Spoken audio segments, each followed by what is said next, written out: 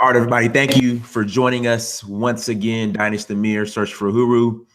We have the brother Genesis with us today. Even though his screen says Tanika, this is Genesis. Everybody, just want to put that on record. You know something? I got the wrong account. I got my sister's account.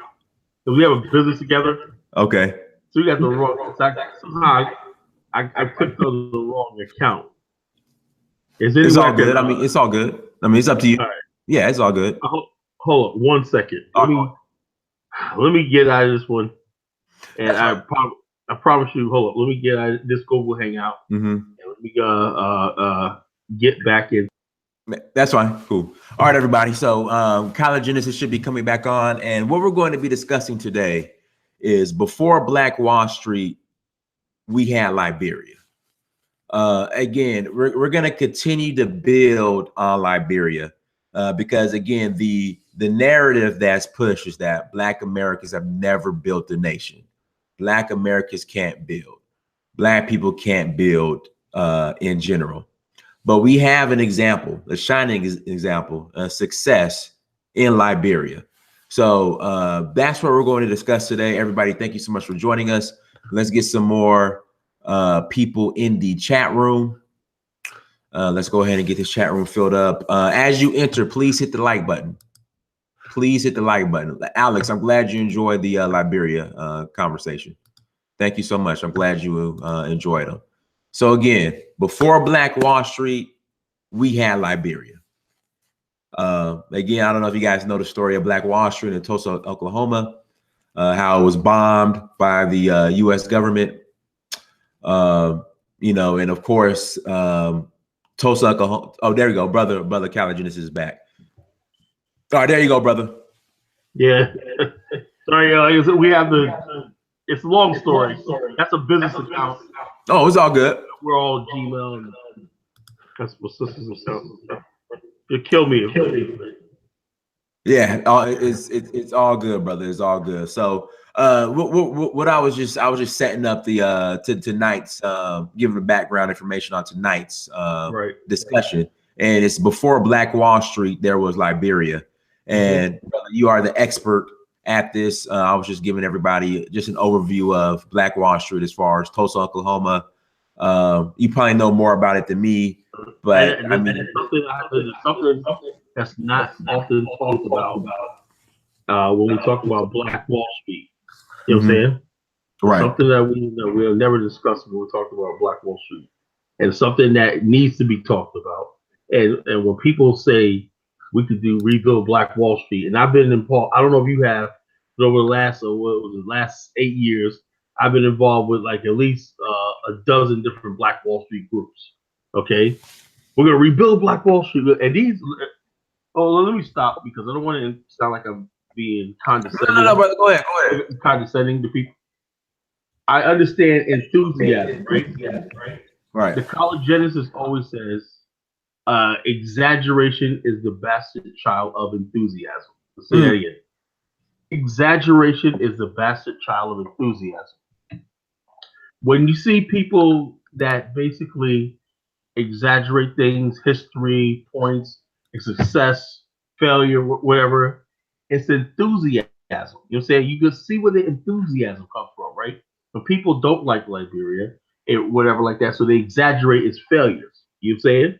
Because they enthusiastically want to see it. They have an enthusiasm. Exaggeration is a child of enthusiasm. Okay, Black Wall Street is like this. Black Wall Street is like this. Black Wall Street was only possible because the Trail of Tears. Remember when the U.S. government? Remember something? These Indians that came to Oklahoma were so-called civilized tribes. You know what I'm saying? They lived. Think of an Anglo-Saxon Mexicans. You know, almost living in the South, right? They had the same ways. Everything is white people. They owned slaves. You know what I'm saying? They participated in the plantation system. They had the same ways as the white people, whatever. When they moved them hundreds of miles to Oklahoma territory, right? They brought their slaves with them. Okay. Now people say, well, how was the slave treated? They were treated just as brutally. If you're a slave and you have the will to be free, a slave is only a slave is how much the oppressor wants you to be a slave, how much your desire to be free, right? Black people in America always had the desire to be free. And there's always been people who had the desire to oppress us. So therefore foreshadows the brutality, okay? No matter who does it. Even if you know that some black people, they had some light-skinned black people who owned slaves in Louisiana. Well, how are they? Well, it goes again. You want to be free. He has a bond on you for your rest of your life to produce him wealth and whatnot. He's going to do everything to hold this chain foot on your neck. You want to be free. How do you think it's going to turn out? Pleasant? There's no such thing as a good slave master slave relationship, you know? So given that, that's a backdrop for the Native Americans. They were no more or less cruel than the Europeans were, okay? They wanted slavery. If you didn't want to do slavery, they'll brutally put you down. Now, when black people moved out into the to slave country, right? A lot of the black people from Oklahoma were mixed heritage of Native American and Africans. You know what I'm saying? But they retained most of the African values, and they rarely took on a lot of Native American ways. Some of the ways the Native American culture did their best to destroy their indigenous culture, adopt the white man's culture. So what you had was apples. What they call apples, red on the outside, white on the inside. And if you look at Dr. Clay Anderson's book, Red Slaves, White Masters, he'll tell you about that, you know? Mm-hmm. They were the first Indians. They were here as long as the first English and Dutch colonists. So they adopted the ways of the white man. They were different than the Sioux and all these other people in the West. You know what I'm saying? The Indians on the East Coast of America pretty much were Anglo-Saxonized, you know? So therefore, when they went to Oklahoma, black slaves, their slaves had a little more freedom, you know what I'm saying, in an open territory. After the slavery ended, right? After slavery ended, large numbers of blacks started moving into Oklahoma, right? And something miraculously happened while the country was in a state of disarray. Black people got large tracts of rich land. You know what I'm saying? There's a difference. Black people had rich land that they owned. We set up our own township in Oklahoma. They set up their own, to this day, they still have that. Mm-hmm. Set up their own townships, their own farms, their own mining companies. Some of them digging for oil. Were rich in oil. So from the 1860s after Civil War, all the way to the 1920s, there was a tremendous amount of black growth.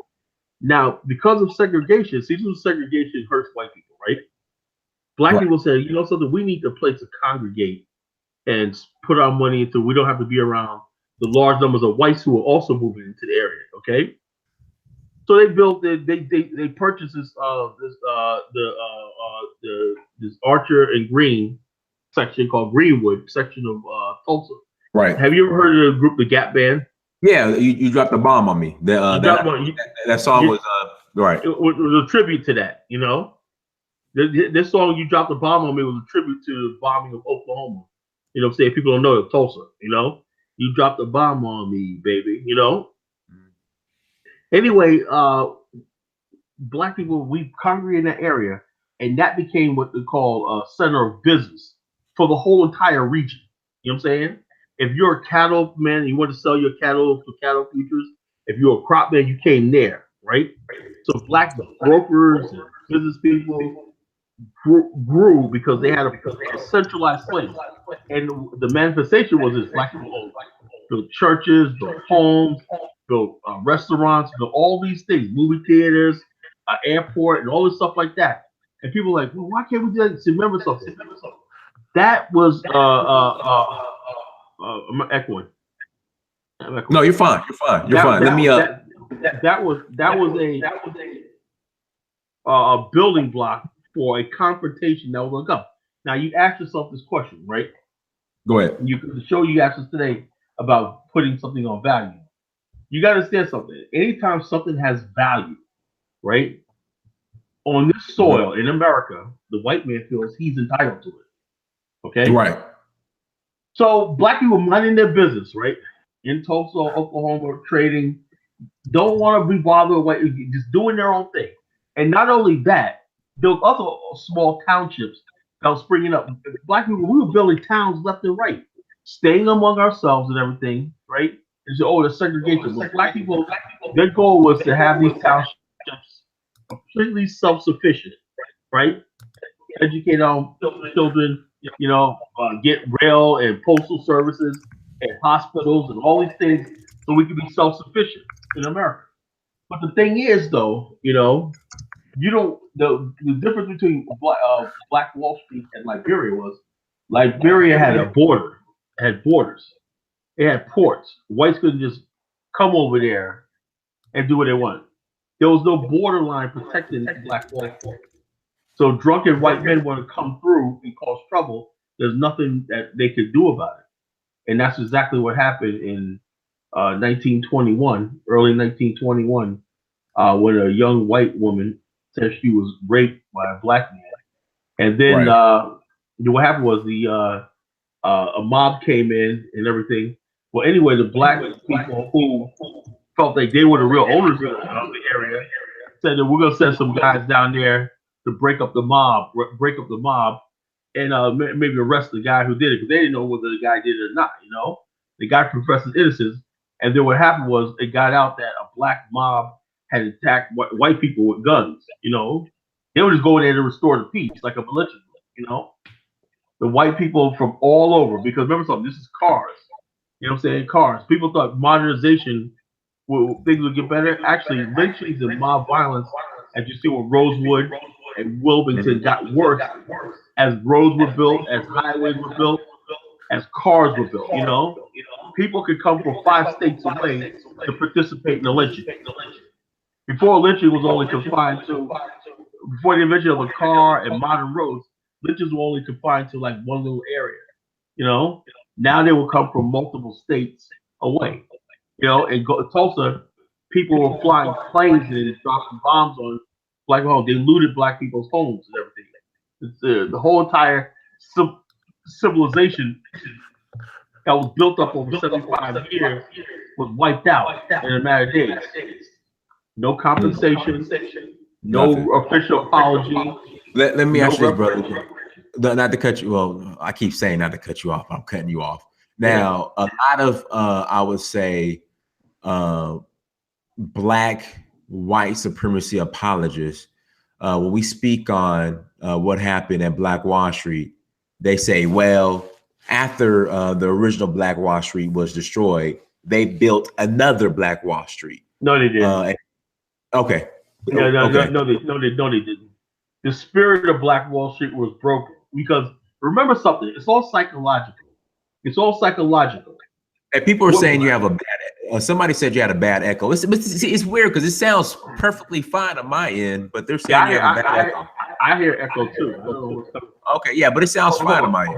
Wait a minute. Hold on.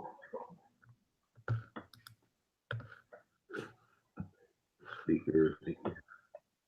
Hello, can you hear me? Yeah, I hear you fine. Oh, wait a minute. That's okay. Well,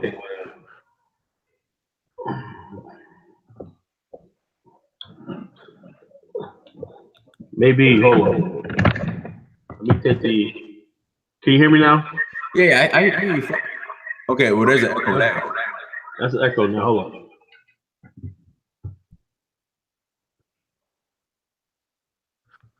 Everybody who's joining us, please hit the like button as you enter the chat room, please.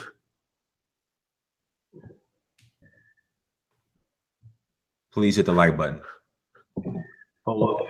As you enter the chat room. But yeah, but a lot of I would say black white supremacy, the past is the past, let it go, build. I mean, what are you doing now? The past does not affect us. Presently, they keep saying that, well, since Black Wall Street was rebuilt and didn't succeed, then we need to stop making excuses. What would be your response to that? Well, it's like this. First of all, Black Wall Street was built because America was in a state of disarray. You know what I'm saying? Mm-hmm. That was a complete accident how we got tens of thousands of acres of land during the Civil War because whites were expanding outward, and that was Indian territory. Mm-hmm. Remember something? They had an administrator and a district administrator from the federal government, but for the most part, Indian territory, and we just happened to get in. Then you have educated black people who moved out there who took advantage of land. Well, the government said they need roads built. You can build that land. We'll give you the land if you guys build the roads, you know? Uh-huh. And we brought our labor out there. But the thing is, as long as it's part of the United States, right? Until you get to the point where you can keep white people out, right? Right. It's the same thing what's going on with gentrification right now in America. Right now, you have people, oh, we're rebuilding Detroit. But guess what? Your black ass is not going to be there. Right. You know what I'm saying? It's the same thing, you know? It's like you build something right on, you building your house on shifting sand, you know? I don't blame the Black Wall Street people because they were like, okay, this is great, this is great. No one could have foresaw that one day when they start building highways and through Oklahoma that they were going to bring after the World War II, they were going to bring large numbers of whites in there that were angry and disgruntled, and you have all these black people like they were doing good, you know. And you understand something about America. You don't see people. A lot of black people don't seem to understand. There's a birthright mentality among white males, particularly. You know what I'm saying? That they have somehow a birthright to think. And when they see you prospering and they're not prospering, they figure something's wrong. That's what this is all about with Donald Trump. That's what everything is all about. There's something wrong when you got white people that are the poorest counties in America are in rural Kentucky, not in parts of America, in the city of America, because there's a lot of wealth in black communities in America, and you got poor white communities. Now, there's something wrong with that. Crack epidemic was affecting black people. Okay, we understand Negroes, minorities, everything. But when opioid and heroin was affecting white people, there's something wrong. We have to drastically do something. You know, if you think you're going to build something in the midst of white people suffering, it's not going to happen. I want to ask you one quick question in regards to the crack epidemic. So again, black white supremacist apologists will say, okay, the reason why during the crack epidemic that they didn't focus on the users, and the reason why with the opioid epidemic they're focusing on the users is because there was so much violence during the crack epidemic and they had to focus on the violence. What would be that's a lot of crap, because anybody understands anything about the crack epidemic, when most of the people who got into the drug deals, you know, and I know a lot of people, I'm gonna be honest with you, I lost friends and family over the crack epidemic. They weren't violent people. Majority of it was just trying to make money. Trying to make money. What you had was when you had somebody who robbed the crack dealer or something like that, or somebody who robbed somebody or didn't come up with short of money, and they start getting the big money and stuff like that. Mm-hmm. Then you had that. But for the most part, you can't show me any real evidence of violence in the black drug thing.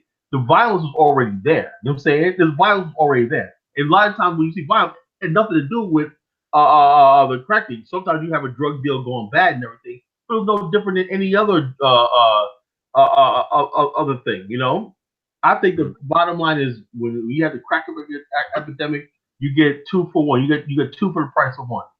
You know, people are dying from the crack epidemic, and you're locking the deals up. You know, you're locking the deals up because a lot of people went to jail over in the crack epidemic. So you're getting people off the street for selling it, and you're locking people up for using it. Okay, now because I participated too. Crackhead, you scum. Look how many rap records we had. Crackhead, scum. No sympathy whatsoever with the people were going through, whatever like that. Now it's an opioid epidemic. Now it's a health issue. Right. You know what I'm saying? Now it's a health issue. Now, we got people, good people. Oh, I knew a lot of people who were crackheads. Somebody who just maybe down on his luck. A woman who lost her husband because he left out with a younger woman, and she turned to the crack pipe and everything like that. Is she not more worthy as a white woman out here who may got hooked on opium for whatever the reason? We didn't look at we ourselves didn't even look at our own people as human beings who are fallen, people that we could one day pick back up and make whole again. You know what I'm saying? We looked at you crackheads and everything, and I'm ashamed of myself for the way I used to think. You know what I'm saying? Right. You know, I'm ashamed of myself. I'm ashamed of the way we acted towards the people who are fallen. You know, people on heroin. You know, I lost relatives to the heroin epidemic in the 70s. I had my uncle Tyrone. He was he was made a dummy. You know, in Harlem off the heroin in the 70s, or they came into our house. Some of his so-called friends came to our house in Jamaica, Queens, and they pumped him. They tested the drugs on him, pumped him through the drugs, and they killed him. You know what I'm saying? And this is black people. You know what I'm saying? This is black people. And so we drug epidemic, and we buried it. We live in our sorrow and everything. We're not a vengeful people and everything. But the bottom line is this: that's us and that's them. When white people see them dying, and they see people that look like them on the receiving end, no, we got to have compassion. Another story I want to talk about is this: Go ahead, Pan. the white narrative of America, right? Yes. The American narrative protects whiteness. You know what I'm saying? So let me give you an example. The Great Depression. When you think of the Great Depression, what do you think of? What caused the Great Depression? Stock exchange. Right, the stock market. But if you really look at it, people were warned. White America was warned the years leading up to it that this is not sustainable. Buying stock on credit, overproduction, underconsumption, and everything like that. And the stock market had a meltdown, right? But when you look at history books, right? History books, they won't tell you that, yes, basic American business systems failed. You know what I'm saying? Through the incompetence, greed, and all stuff, they failed. Let's build. We had the depression, everything like that. The Dust Bowl epidemic in the Midwest. Remember that? Where all those white farmers lost their farms and everything. Right. Now, if those were black farmers, they couldn't farm, they like that because they were white, right? We got to protect them, right? Right. The fact is that these people just didn't farm right, overworked the land for cash crops and everything like that, and they didn't know anything about irrigation and stuff like that. You know what I'm saying? So therefore, they lost their farms and everything. They ended up going to Chicago, and the rest is history, and everything. So anytime you have these major events in history where it's white people and something afflicts them, it's something else. But look how when they talk about Katrina, Hurricane Katrina. You know what I'm saying? It always, you would think black people were to blame for a Category 5 hurricane. Right. Why do those black people do this? Why you know what I'm saying? Same thing when Africans come over here in America. They always say, there's so much opportunity in America. You guys should be further along. Now, why don't you take that message to rural Kentucky and tell them to stop complaining? And the people in West Virginia, why don't you tell those white people to stop complaining and everything? So you telling me I have more opportunities than the white people in rural America? No, see, they're allowed to be like, let me give you this. The poorest counties in Virginia here are white. Right. That where 60% of people on welfare are poor, whatever like that. You don't see the camera shine on them. And you ask them, yeah, I haven't had a job in 30 years. And I'm living on subsistence and everything. People dying in rural areas. That's where the opiate epidemic happens. No one ever takes a whip to them and just like, work. You're lazy, Negro, no good, like they do us. Mm-hmm. There's compassion. We understand the manufacturers going overseas. It's the Mexicans' fault. It's the Chinese fault. So there's a white narrative and there's a black narrative. The thing is, the white man is telling both narratives. He's telling his narrative, which covers himself, and he tells a black narrative to everybody, which he says we're lazy and America has abundant opportunity. There's nothing wrong with the economy. You see what I'm saying? Right. Absolutely. Somebody had a question in the chat room. Question is, so why are we not trying to organize a formation of a new black town or community? Whites do it all the time. What's your thoughts on that? Okay, let me say something. Gentrification. Listen, we gotta have a genotype, right? Mm-hmm. White people can build a town, right? They automatically know when they set up a town, 90%, 99.9% of the residents are white. This is what I'm talking about.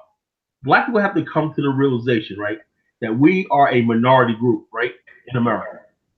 Well, let's start with that. We're a minority group in America, right? Anything that goes down in America, you see a new town come up and everything like that, you can rest assured that the majority of residents, if it's is going to be white. You know what I'm saying? And they'll have the little Hispanic.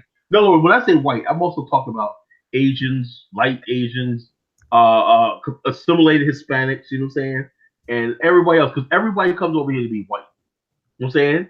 So just because you may see somebody's Chinese and everything, he's still moving into white neighborhoods. He's sending his kids to school, white kids and everything. They're part of the white community, you know what I'm saying? And then you got some Negroes, you know what I'm saying, who They're going to be white. White is the vast majority.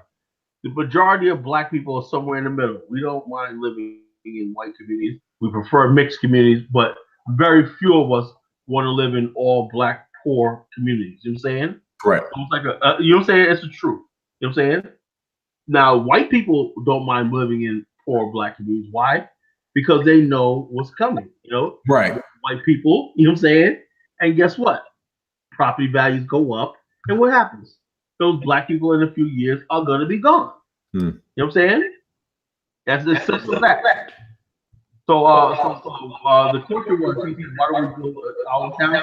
Okay, let me give you that one. There was a scheme built in 1973 called Soul City Project. You ever heard of Soul City? I'm not. Okay. Floyd McKenzie was a U.S. congressman from Queens. Well, he's from North Carolina, but he moved up to New York from Queens. That's like my family, from North Carolina to Harlem to Queens. That's my family. You know what I'm saying? A lot of North Carolinians went to New York. You know, it's a very big, thing no one talks about. I want to write a book about it. All the vast number of New York people from North Carolina. You know. Mm-hmm. Anyway, he got with Richard Nixon at the time, who was in battle during the Vietnam War and the Watergate and everything like that. And that was a problem because had it not been for the Watergate thing and everything like that, I think it could have worked. It was called Soul City. Floyd McKenzie had some land in rural part of North Carolina, in the eastern part of North Carolina. Okay. And what he wanted to do was build a state-of-the-art city. If you look at the blueprints of the city, it was beautiful. Why would you name something Soul City? You know? And there's some of the signs, so they Google it, Soul City. You know? But I guess he wasn't really Afrocentric, but he loved black people. He wanted to build something with black people. And Nixon supported it because he said, look, we're going to build factories here. We're going to build tech centers. We're going to build colleges. We're going to build row houses. It was a planned community, you know? And we're going to have playgrounds. We're going to have all of it. We're going to have a business district, a shopping district, everything. Now, racist Senator Jesse Helms went on a warpath. He went Mau thing, you know? Mm-hmm. You know, not because it was harm, but the fact of the matter is, if you have a city like that in North Carolina, that shows that black people can do good. And part of his message of being a racist is Negroes are no good; they can't do nothing.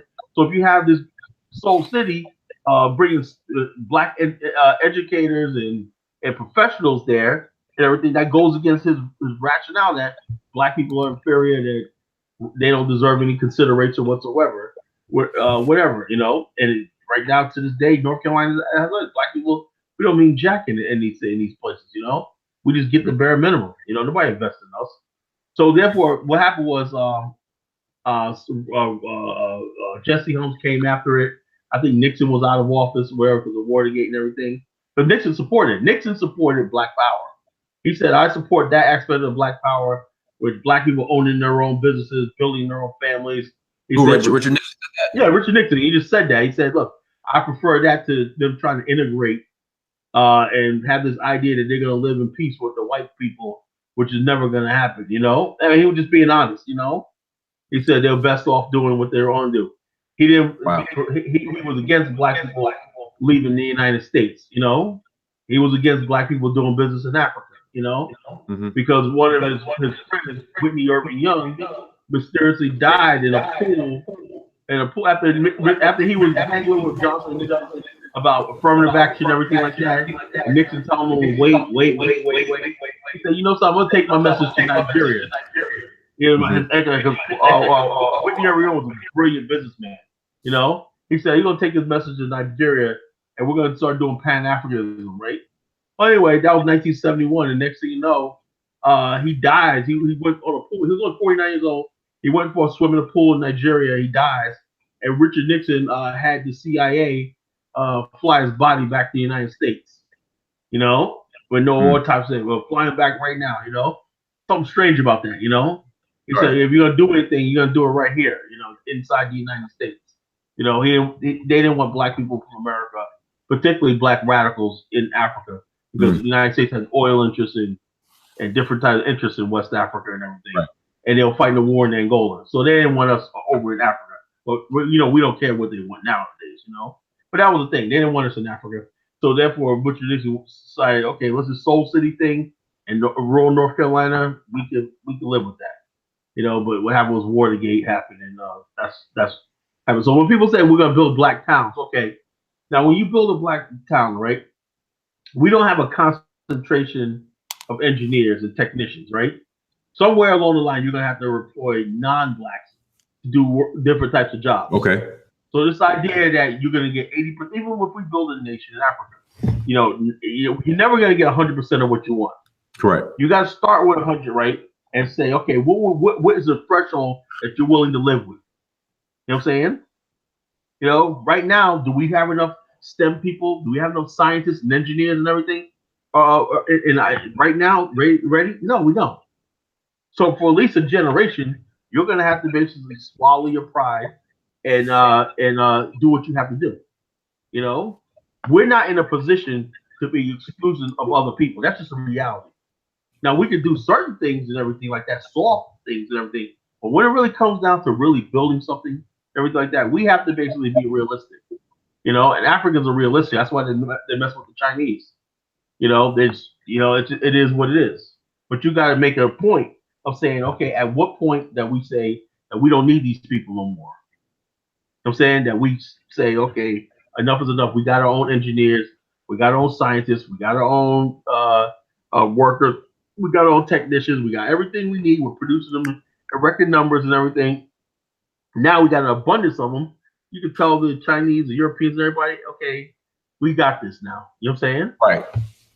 You know, so that's just the reality. Let me ask you this question, Caligenesis. Let's shift to Liberia.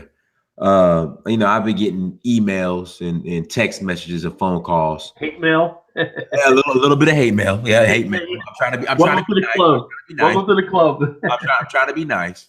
But this is my question. So, okay, so this is a two-part question. So, how did the Americans get the land in Liberia? And the reason why I asked that is, and the reason why I asked that is because I had a couple Africans hit me up and say what the Americans did, how they claimed the land or acquired the land in South Africa. In Liberia, how they acquired the land in quotation marks is similar to how Afrikaners claimed the land in South Africa in regards to nobody was there, nobody was using it. What would be your response to that? This is where we go into our thing. Now, okay. All right. Share. All right. Okay, and go to hold up. All right. Are you looking at my Facebook page right now? Is that what's showing up? No, nothing showed up. Okay, there you go. Oh, I'm trying to pull up these pictures. Yeah, you're good. Keep going. All right. Not the picture I want. Okay. There's the picture I want. Okay, everybody see the picture? See the picture here? Yeah, go ahead and blow it up. How do I blow this up? You got it. Go ahead. You're good. Okay. I don't think this one could blow up. I think it's as big as it gets. Okay, now this picture right here is the early map of Liberia. Okay. And is my cursor showing? Yeah, you're good. Go ahead. Is the cursor showing? You're good to go. You're good to go. Go ahead. No, can you see the cursor though? I see everything. Go ahead. Okay. All right. Now this is the coast of Liberia, right? Notice when you see the yellow part right here, that is basically how much the American Liberians control. Okay, that was only roughly 25 miles inland. You know, barely 25 miles inland. The settlers lived on the coast. They occupied all the river mouths leading up to the sea. They occupied and fortified, built forts all along the river mouth. There's a town called Cape Mount. There's Liberia Bay, Montserrat Bay. There's Bassa Cove. That was a big thing with the city called Edina. And there was a Pennsylvania colony that was Grand Kesson. There was the Grand Kesson massacre of 1834, where there was still a Portuguese who were trying to let me see let me tell you who the Pennsylvania colony was. They were Quakers. These were people that hated slavery, and they hated it enough. They were friends of black people in America, but they knew that America was racist, whatever like that. So they built this colony called Port Crescent. And what happened was the Bassa chief king was heavily involved with the Portuguese and a Portuguese mulatto slave trader, right? And so therefore the administrators in Monrovia told this people that these people are going to settle there and not to engage in the slave trade because remember, so any slave ship coming near the coast of Liberia was a threat to the colony itself. You know what I'm saying? So the Bassa chief, the Portuguese vessel was banned from the coast, but somehow he made contact with the Bassa king that lived inland a little bit, and he said, you know, we need to wipe this Port Crescent colony out before it grows because it's a threat to our business. And that's what that is. The Bassa king sent the army and wiped out the entire colony of Fishtown in Bassa Cove, called the Port Crescent Massacre, 1834. They butchered women, men, women, and children to death, bludgeoned, hacked them up, and carved their body parts up. You know. Well, a month later, a garrison was sent into Bassa. They knew it was coming. They sent the army, commanded by was it by Governor Marshall and Governor Buchanan, and future president Stephen Allen, Liberian Stephen Allen. They sent a garrison in there, and they burned the entire Bassa village down, and basically executed captured many Bassa leaders and executed them, beheaded them, and burned every last single one of their houses to the ground. You know, and left them destitute. You know, that sent a message. You know, and then after that, the Bassas were broken, and then after that, they gave up the slave trade, and the chiefs and everything began wanting their kids to be educated. And Stephen Allen took a liking to the Bassa and began opening up schools for the Bassa children and in their villages and stuff like that. But that's what they went through. Now you go all down the coast, right? Every last single thing, all the way to here. Now, down on the bottom, there was a little loop here. That's Crew country. The American Liberia never really controlled, for the most part, Crew country until the Sino, Mississippi settlement was built.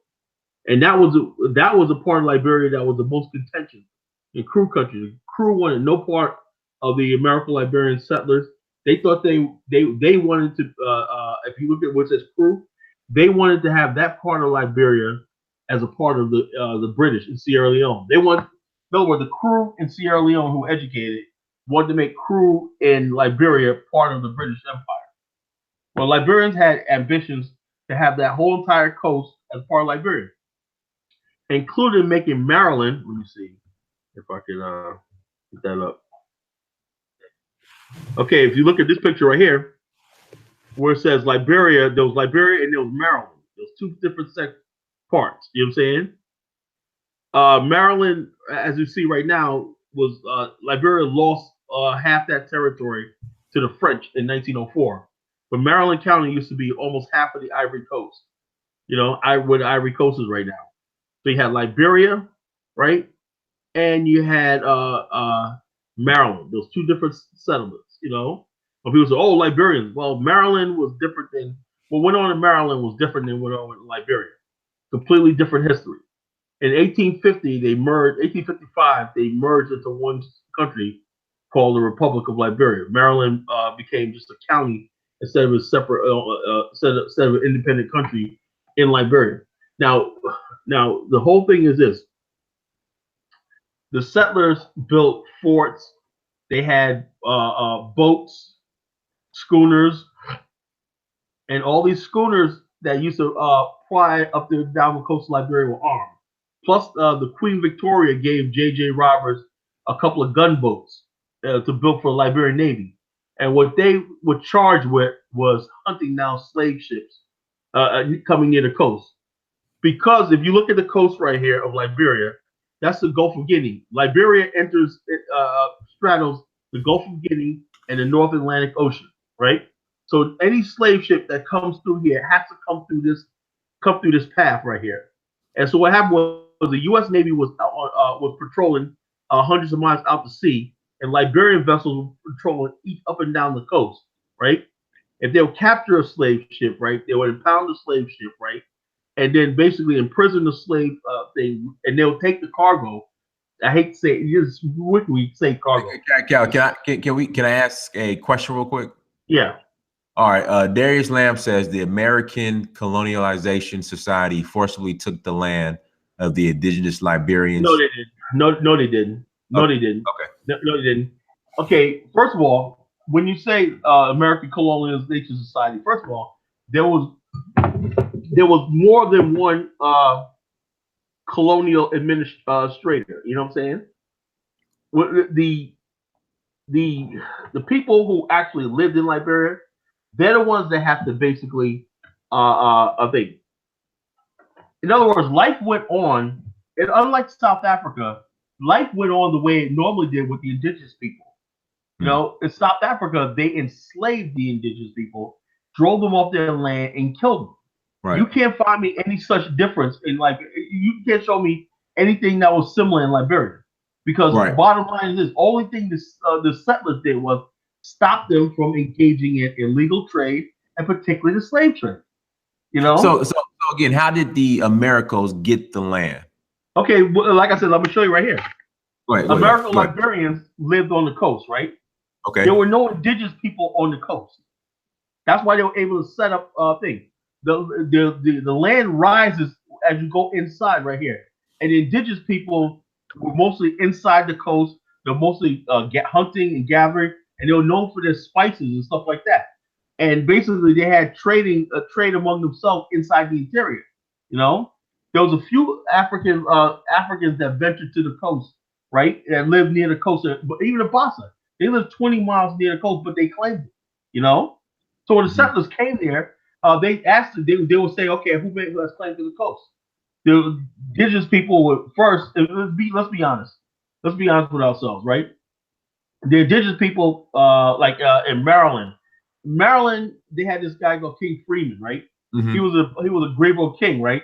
This guy was a character. You know what I'm saying? He knew all kinds of tricks. He knew English, right? Because he dealt with the British before the settlers got there. Mm-hmm. Anyway, all kinds of tricks they would do. The indigenous people always had the upper hand. You know what I'm saying? Mm-hmm. They would basically come and they would tell the indigenous people, the native people of the settlers, we're not gonna sell you no rice this year. Why? Well, because we don't feel like it, you know, and you can't grow rice, you know. And then basically what happened was they would keep doing these things, testing the boundary of their power, right? And also they would beat these war drums and stuff like each one of them do the same thing. But the one thing that was different than what they did with the French and everything, they weren't really able to psych the American Liberians out, because somehow American Liberians have retained some Africanists. They knew, like, you know how we call shucking and jiving. Right. We talk, you know, and they'll say, you know how people walk around, they call it the crip walk, or, you know, brothers act all, what's up, you know what I'm saying, like that. Mm-hmm. Well, in African culture, they have different ways of making threatening displays, you know what I'm saying, and intimidating and everything like that. And if you don't know how to read that, you know what I'm saying, you can be in trouble. You can be intimidated and psyched out and fall for psychological warfare. Mm-hmm. Whereas the settlers kind of knew some of these things that they still retained from Africa. You know, mm-hmm. You know when somebody's talking smack, you know when somebody's talking like that.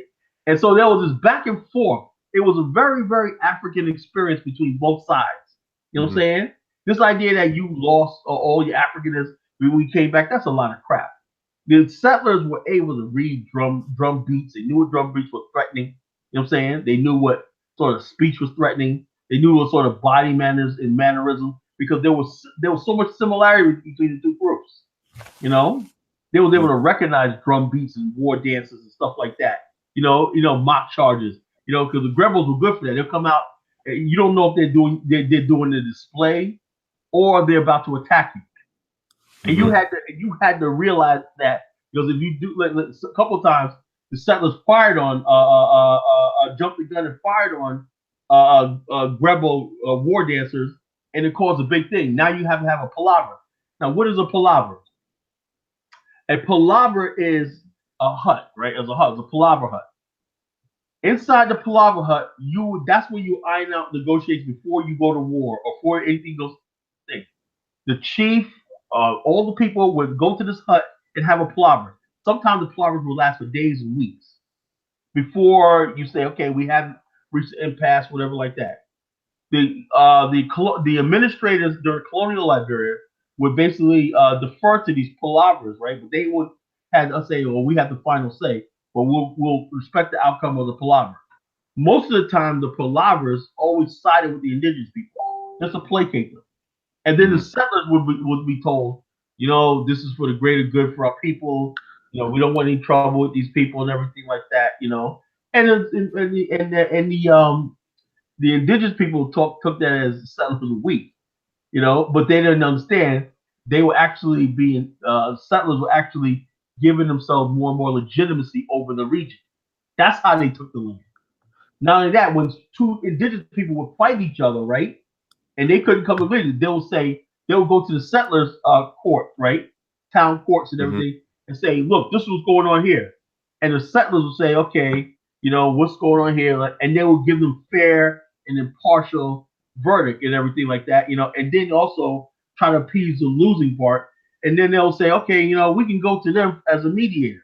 And so the indigenous tribes would start going to the settlers for all their mediation. You see how it works? Right. That's the palaver. And so what this was doing was giving these settlements legitimacy over the people. That's how they took the power. And then not only that, they signed treaties saying we want to be part of it, because at the time the French were moving in and the British were moving in. And the French were just basically, you don't agree with us, we have a guillotine over here, we're going to cut your head off. And they said, no, we like what we got with the people from Monrovia. They listen to what we have to say, you know, and they look like us. So I think we're gonna have our allegiance with them. Our territory is now part of Monrovia, Liberia. So when people put this nonsense that they just took the land like the Afrikaners, that's a lot of crap. You know, I'm somebody who studied this country. You know what I'm saying? All right, real quick. Somebody's saying in the chat room, Liberian Constitution of 1847 excluded the indigenous. What's your Okay, now this is a thing. It is true, when the Constitution of Liberia was written, if you read the Constitution, they called the indigenous people the Aboriginal, even though they were the same race, right? They said the Aboriginal, they call them their brothers and sisters, right? And unfortunately, President Garner said, I know we come from Africa, but I'll be goddamn if we come from these people. I mean, just people. Liberia was let me tell you something. Liberia was the toughest. These were the toughest tribes, the fiercest tribes on the continent. You know what I'm saying? These were the fiercest tribes. These are the tribes that were never conquered by Islam. They were never conquered by Christianity. They were never colonized by whites. You were just nothing. They weren't colonized by the Mali Empire and the Songhai Empire and everything. This is where people just lived just wild for centuries. You know what I'm saying? Liberian culture, indigenous Liberian culture is different from all of West Africa. You know? And what was the question again? The indigenous were excluded from the Constitution. Yeah. Now, let me say something, right? When you have a constituted government, right? The people of a constituted government, and this is the problem, right? You have to be literate. You have to be able to be committed to modernize, and you have to be able to be assimilated, right? Right. The indigenous people had their own customs, their own laws, their own everything. They didn't need that. All the Liberian government had was the control over the sovereignty of a republic. You were inside the republic, but you were part of your own indigenous culture. Now, gets me this. The Grebos, right? After a certain time, they had educated people. Each one of the indigenous people had representatives in the government. They had the paramount chief. They were on the government payroll, right? And then over the time, by the 20th century, right, there was an indigenous vice president. People don't know that part. There was indigenous in the legislature. there was indigenous as county administrators, you know. So therefore, there was indigenous in the army. So in other words, it wasn't like the white, these two different people. It's all called assimilation. You have to basically say, this is the way we're going to do it as one people, you know. Now, the Vi tribe was the first tribe to really assimilate with the American Liberians, and I did a little bit of that in my novel. You know, the one of the Vi kings, he married a very beautiful American Liberian woman. You know what I'm saying? In the Hillary Johnson family, the Johnson family, Elijah Johnson's family. You know, and the American Liberians encouraged marriage between indigenous elites and their elites.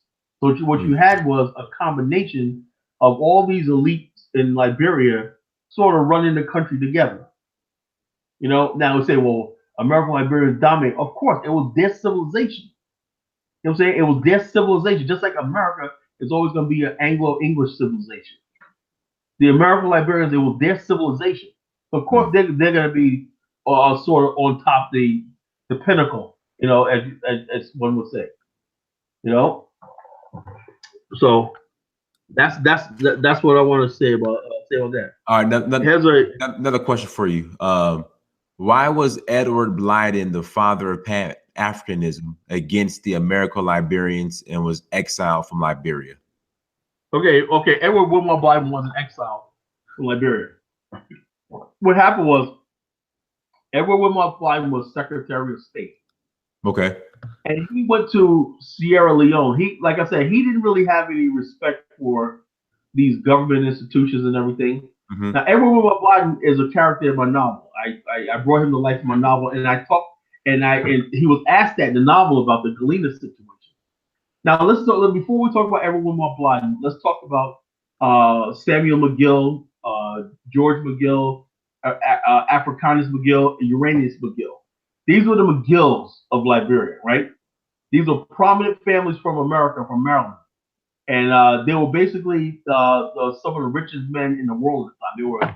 They founded the Liberian Merchant Princes at the time, right? The Arthur McGill founded the ideology called Pan-Negroism. Later, Blyden changed it to Pan-Africanism.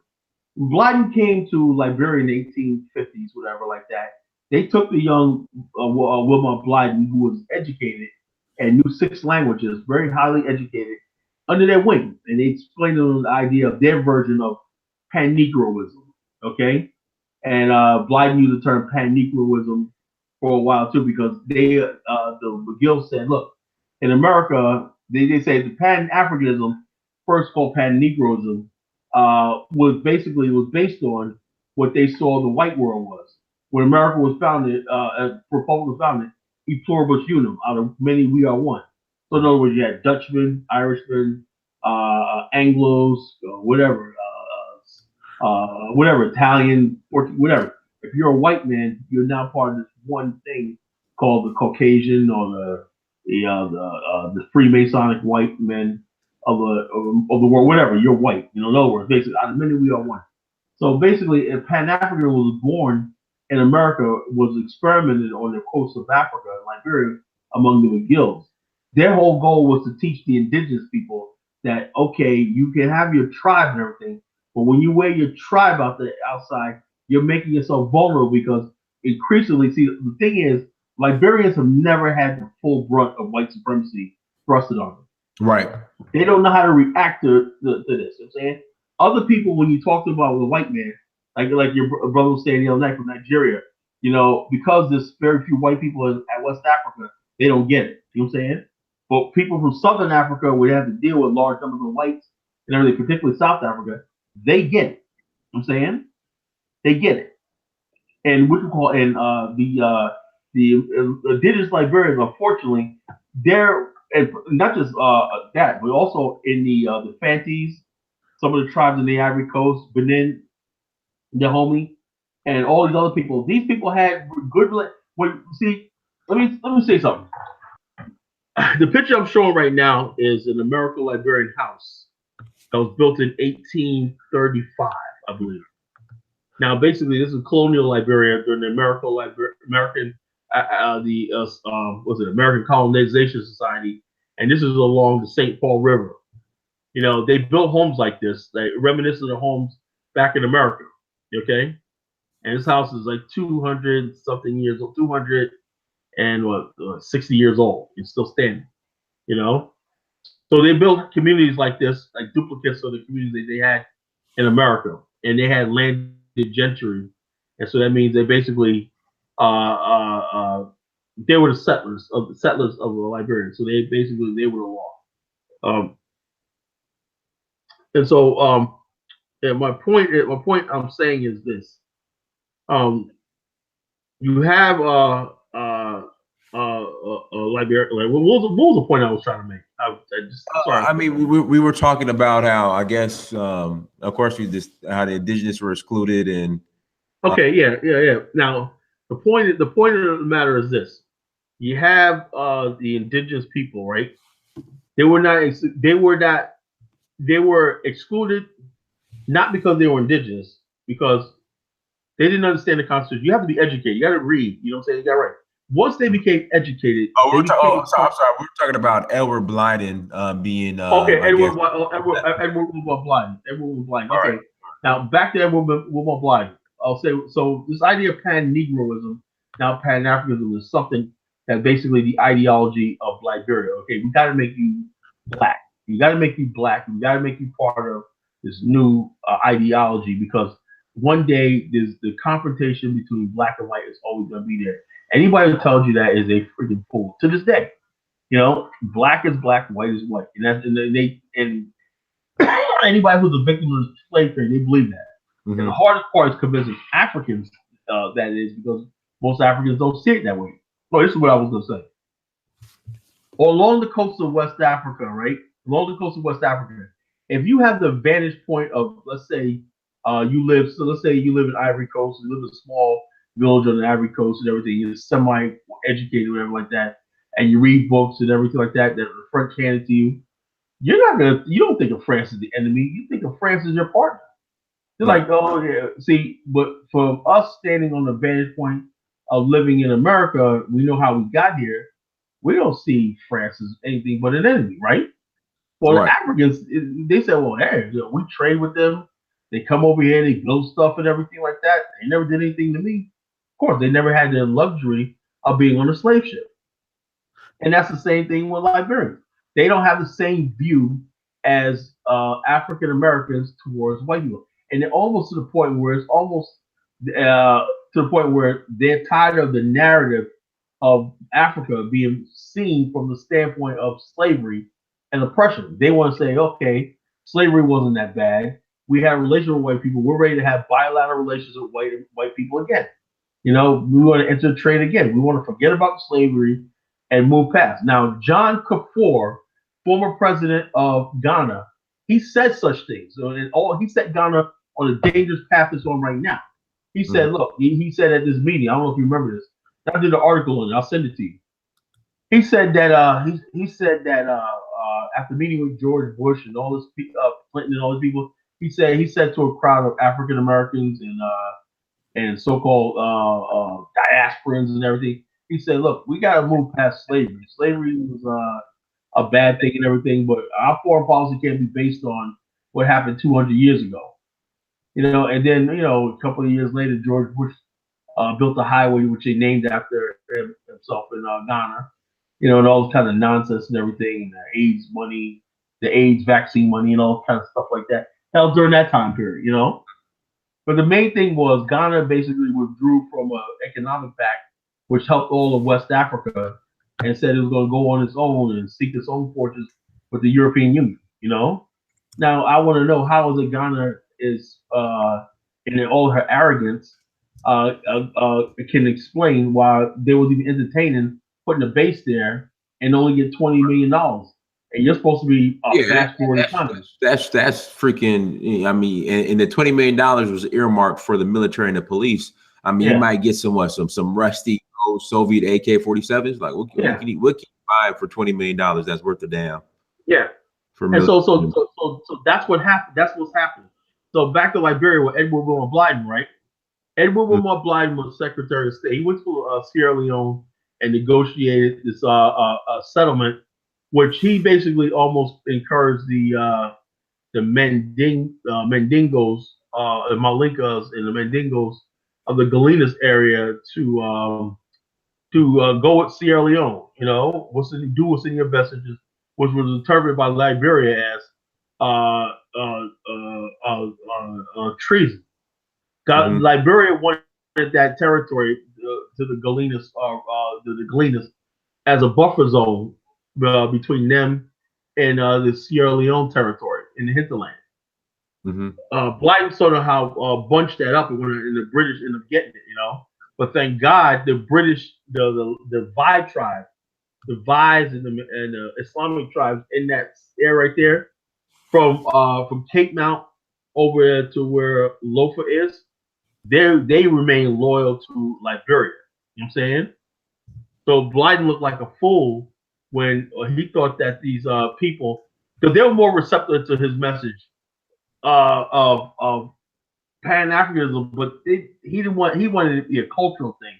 He didn't believe in government. He was perfectly fine with the British having administration. He thought the British would be better administrators than the Liberians if Liberia became part of the British, whatever. He didn't think so. So in other words, his Pan-Africanism wasn't so much as political. It was more cultural, you know what I'm saying? And social and cultural. He said the black man needs to build himself up, adopt a new culture, and include the indigenous people as equals and all stuff like that. And then he wrote a book, Christianity, Islam, and the Negro Race, where he thought that the Islamic culture that he saw in places like Mali and places like that was a good alternative to the white Christianity that he was seeing, that he believed some early settlers from Liberia, practiced, which he was right. A lot of people practice colorism. He believed things like colorism and everything stem from the European interpretation of the Bible, and he believed that the light-skinned Liberians would, if they would oppress the darker-skinned people of Liberia, and that in some cases that was true. Now, something miraculously happened in Liberia that basically broke that, and I'll tell you about this incident. Go ahead. Okay, there's a man, a dynamite man, who was able with my blind friend, but somebody said, and I'm not gonna put this out there, that him and Roy had a street fight because Roy accused Biden of sleeping with his wife. I don't know if that's true, but I talked about it in my novel and everything. I don't mean to like that, because everyone with Biden's a hero, everything like that. That was just a rumor. Well, anyway, E.J. Roy. Let me talk about E.J. Roy, right? This man was one of the most dynamic black nationalists of the 19th century. He was born in the early 1800s in Newark, Ohio, right? He was full-blooded Igbo descent. I believe he came to the United States as a free person. I think he emigrated either from the islands, and as a free person of prominent Igbo family. I don't know how, or from England. I think he immigrated from England, right? But somehow his family ended up in a free black community in Newark, Ohio, right? When he was a kid, in the 1830s, the white residents of this town, right, told him the black residents, you had to go. Now remember, this is 1834, in the height of slavery. There were free black communities. The people didn't even know that. They told the black community they had to go. So what they did was they relocated to Terry House, to another part of Ohio, right? And they stayed there until he got grown. This brother was so smart, right? He was the first black person to graduate or to attend and graduate from Ohio State University in the 1840s. Okay. Then later on, he became a successful businessman in that part in the Midwest. He opened up a barbershop that served other things in free black communities in Terre Haute, Indiana, Indianapolis, and Youngstown, Ohio, and Dayton, places like that. He frequented Dayton like that. Then when he heard about Liberia, right? He heard about Liberia. There was a Liberian Exodus Association, Ohio Colonialization Society. So when people say American Colonialization Society, that was an abstract. Each state had their own colonialization society, which they helped black people who wanted to emigrate go over there, raise funds and go over there. So he joined the Ohio, which one of the largest immigration societies in America, the Ohio Immigration Society, and he immigrated to Liberia.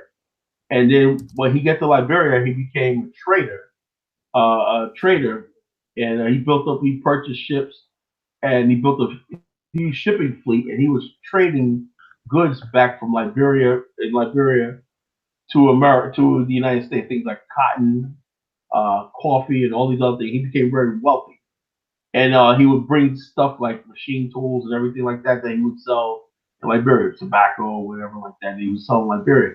He was a trading company. He built a trading company. And he also bought hundreds of acres of land, which he built homesteads and everything like that, and a huge estate. Well, anyway, in 1869, he ran for president. Now, by this time in Liberia, something miraculously had transformed Liberia, right? Remember something, the original Liberian settlers, even though Elijah Johnson was a light-skinned black man, so was J.J. Robinson and everything, it was assumed by the British and every people that they were the ones that ran Liberia, because at the time, light-skinned was, when it was almost assumed, were Hillary Teague and all these great black men. Right. Even though these happened to be light-skinned, these were great black men. Elijah Johnson, Randolph Cooper, and all these other people. Most free blacks at the time were light-skinned. Now, what you call E.J. Roy was a dark-skinned man. Same thing with Edward Moore Blyden. They were educated and everything like that. So you had the skills. It ain't like it is today, where light-skinned black people and everybody get along and everything. You had these people, okay, you high yellow, you came from a different society, even though you're both black, of different cultures. In Liberia, these two groups of people had to deal with each other. It ain't like it was today. These two groups of people, even though they're both African American men, they had to deal with each other. What's on your mind? Are you trying to be white, or are you trying to be black and trying to be part of Africa? You understand? But after he found out that these people were just as much committed to Africa as they were and everything, okay, now you can build a community. Okay.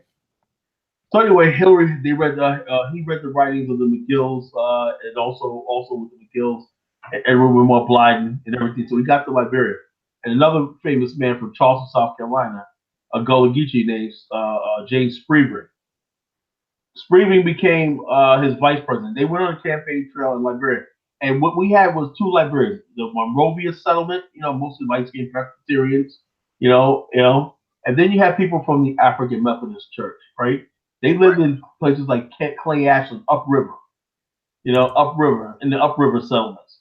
The upriver settlements on Cape Satan, places like Caldwell, White Plains, New Georgia, and all these settlements along the upriver, Edina. These were river settlements, right? Which basically were new Liberians, and these were the settlers of the free. These are the descendants of the free slaves. Okay. So you had the elite Liberians who came under Elizabeth, mostly light-skinned, upper-class people. They settled in Monrovia for the first 20 years. And then later on, you had waves of free blacks who were going to places like Mississippi, Liberia, Maryland, Liberia, and all these other places. They were tasked to be farmers and skilled laborers upriver. They built communities upriver, near where the indigenous people were. So they occupied all the upriver settlements, bordering on where the indigenous tribes live, So what you had the indigenous tribes in the hinterland.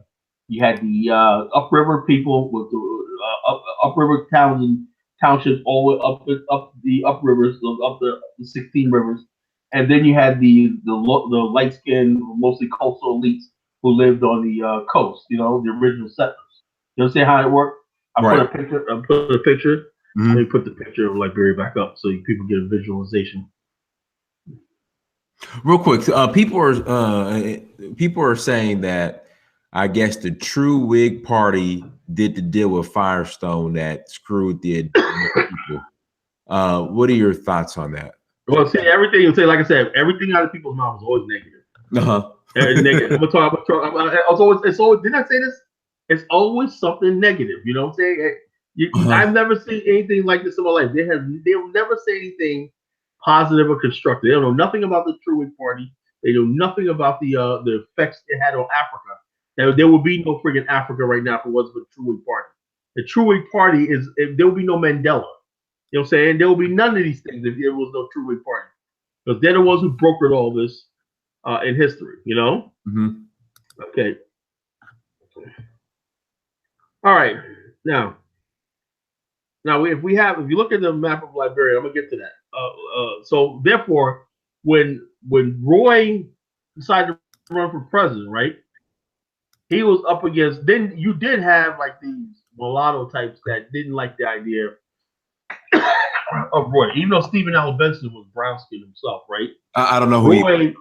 Stephen L. Benson was the second president of Liberia. Okay. He was a dynamic man. He was real educated. You know what I'm saying? He was real educated. But you know, who would I compare him to? Like he like a Garrett.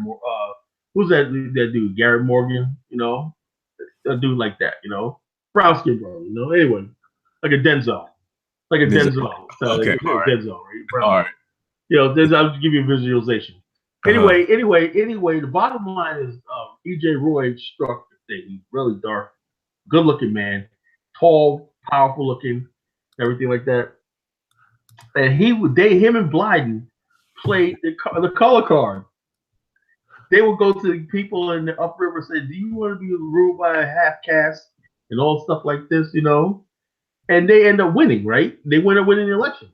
Well, 2 years later, Roy went to England for a loan, and he without the permission of the legislator. And what happened was he got a loan, and the legislator said they were going to impeach him. So they decided to impeach him, right? And what happened was the legislature said they didn't sign up on the loan, whatever like that. But they said to pay it back from England, right? He wanted to do it for infrastructure projects and everything like that. So he came back with the money in hand, you know, to do all these infrastructure projects.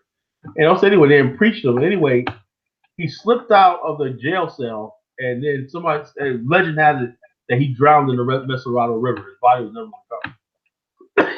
James Freeman, his vice president, finished his term. Well, anyway, Blyden at the time protested and everything like that, saying, "Look, you know, you guys did him wrong." But the thing is, though, after that Blyden Roy thing and everything, the Liberians elected Gardner, who was a light-skinned black man, a Republican Party. Roy founded the True Whig Party. It was originally called the True Black Man's Whig Party. Okay. The whole idea was, the thing was, words not deeds, and you want to make Liberia a true black man's country, you know. And they reinforced the idea that black men only can be citizens of the republic and own land, and also that no white man could be a president of Liberia and everything like that. But after that, the two groups of people, two settlers and everything like that, found that they had more in common. You had the light-skinned people and you had the dark-skinned people. They were all on equal footing because you had just as many educated, powerful, darker-skinned people, if not more, than they would. Well, because the darker-skinned people became successful farmers and mill owners in the interior. They started buying mills and bottling sugar and shipping them out throughout the world and shipping them to the merchants in Monrovia, which they shipped throughout the world, you know? Mm-hmm. So you had a very wealthy class of people who a generation ago were slaves, now live upriver in Liberia, who had plantations and farms and factories and everything in the interior, you know? But the thing is, though, the 20th century was coming up, and you needed to industrialization, and you needed really capital to do that, you know? But the thing is, they elected Hillary Johnson as president, right? And Hillary Johnson is a light-skinned brother, you know, and they basically that showed the fact that Liberia was being unified. And then after him became the Barclays, you know, that's his brother Tony Morgan. He knows about the Barclays. The Barclays came from the Caribbean. You know, they came from the Caribbean, Barbados. So you had a country that was dynamic before its time. You know, they overcame colorism, tribalism, regionalism, all those things that hold us back in America. We complain about. Liberia was able to solve those problems in not even a generation. And in the 20th century, they were poised to elect King Massacre as president. But what happened with the Fernando Po incident and everything like that? He was slated to be the first indigenous president in the 1920s. He was also a Garvey follower. You know what I'm saying? These are things that people don't know about Liberia. They try to spread. Things happen. Instead of people researching, there's the Cuban party, Cuban party. Now I was asked about Firestone. Okay. Right. Mm-hmm. Now that's all. That party. Firestone is always brought up. Like that's the treacherous Americo sold out Liberia to the Firestone. That's always brought up. Oh yeah, see that thing. That's because they don't really know what the hell happened. You know, Harvey Firestone came to Liberia in the early 1920s, right? Mm-hmm. He didn't get Firestone up and running until almost the late 30s. Mm-hmm. That's how long it took. You know why? Okay. Because Liberians never really wanted him. This is what was happening. Go ahead. Liberia was in a lot of debt to England, right? A lot of debt to England. England was trying to strangle Liberia and make Liberia force it to think. Now, England could not get Liberia to sign over its sovereignty because Liberia wouldn't sign over its sovereignty. They had no means to do it. They had no troops on the ground. They had nothing. They had they couldn't physically take the country over, right? No, one of the reasons why? Because the United States said if you try to, we're going to go to war. So that tells me that the United States had plans for Liberia that we probably don't even know about. You know, we want to see Liberia kept sovereign and free. Now, I believe the United States government really had the plan to use Liberia to ship black people back. I really believe that. You know, because that's why they told Britain, you better not, leave it alone. And the Britain kept pressing the issue, or do you want to take protectorate status, right? The reason why the British wanted Liberia to be protectorate status or colony is because the presence of Liberia was causing unrest in their colonies across the continent. And let me tell you, say it to you again, you Liberia haters out there. The presence of a black rule republic on the continent of Africa, right, was a threat to the idea of white supremacy. But let's back up a little bit. A threat of a black republic anywhere was a threat to white supremacy. Right. Especially on the African continent. Example, Haiti. Haiti. You know what I'm saying? Mm-hmm. Haiti's problem is because it's black. Any black republic, Grenada. You know what I'm saying? Grenada was invaded. Any black country, they found out the population is black. Madagascar, which should be a real black republic, but the French and the English and all these other people have made sure to prop up these so-called Asians on Madagascar to make Madagascar like not black. They hate the fact that anytime we have numbers and we're dominant and everything, they always try to find us. Well, how does that pan out? Look at any old encyclopedia. They'll say, I remember when I first read about Madagascar, right? The thing I read was, it's a black government. They'll say, and the Asians make up such and such problem and resent being ruled by them. By who? They resent. So you're gonna put words in all the Asians' mouth on Madagascar, saying that they resent being ruled by a black majority of Madagascar. Maybe so, but you'll never hear them say, "Well, geez, at the time Hong Kong was colonized by Britain, right, up until 1997." You'll never hear them say, "Yeah, the Chinese are governed by the British administration, but they resent being governed by them." Right. You'll never hear that. But it's all with white people, white supremacy, white people can rule. Nobody's supposed to have a problem with it. Right. They used to say stuff like this out in the open. Out in the open. Hey, look, this, that, and the other thing. This, that, and the other thing. Now about Firestone. This is something I want to say. All right. Go ahead. I want to give a visualization. Oh, this is a big picture. Well, whatever. All right, you see the picture of the lighthouse right here. The lighthouse. You see the picture? There's a delay, so hold on 1 second. Yeah, it's up. Go ahead. Yep. Okay. We got it. That's Cape Palmas, boys and girls. Pull that out in your map of Liberia. Cape Palmas is in Maryland County. Beautiful area, scenic view, probably one of the most beautiful places in the world. Cape Palmas was settled by the African American settlers in the 1830s, 1820s, and 1830s, right? And it became part of Maryland. Now, once you look at the administration building, that's a church and an administration building, a school. That's a school and administration building on that stretch of the island on Cape Palmas. Okay. To the left is a lighthouse. In the background, you have more buildings and everything right here. That's a settlement. Now, if you're standing here now, would you see yourself looking at this picture? Would you see yourself looking now from the lighthouse? And this is 1830, what exactly if you were at the top of the lighthouse, what would you be looking out for? You know, on that coast. Ships. What would you be looking out for? Ships. Yeah, what kind of ships? Slave ships. Yeah. You see? Yeah. You see what I'm saying? Uh-huh. Now to the all around this area are dug in forts, you know, with garrisons of weapons and munitions and everything, stuff that could take out any slave ship, any thing. And this is all controlled by a black administration. You see the vantage point? Yes. See the vantage point of having when you're settled on your own land, you're not looking at abstract what we do. Mm-hmm. This is the difference between Black Wall Street and Liberia. There were slave ships that tried to approach Liberia's shores, but it didn't work out too well for them. Because men as young as 15 were conscripted in the army.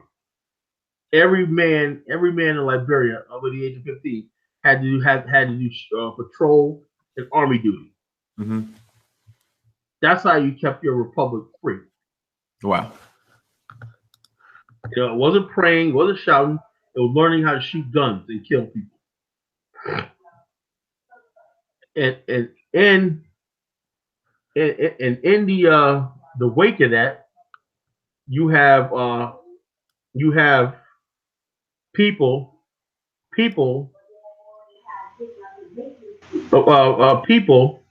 who basically who aren't afraid to die. That's what you have to have. If you don't have that, you don't have anything. You know what I'm saying?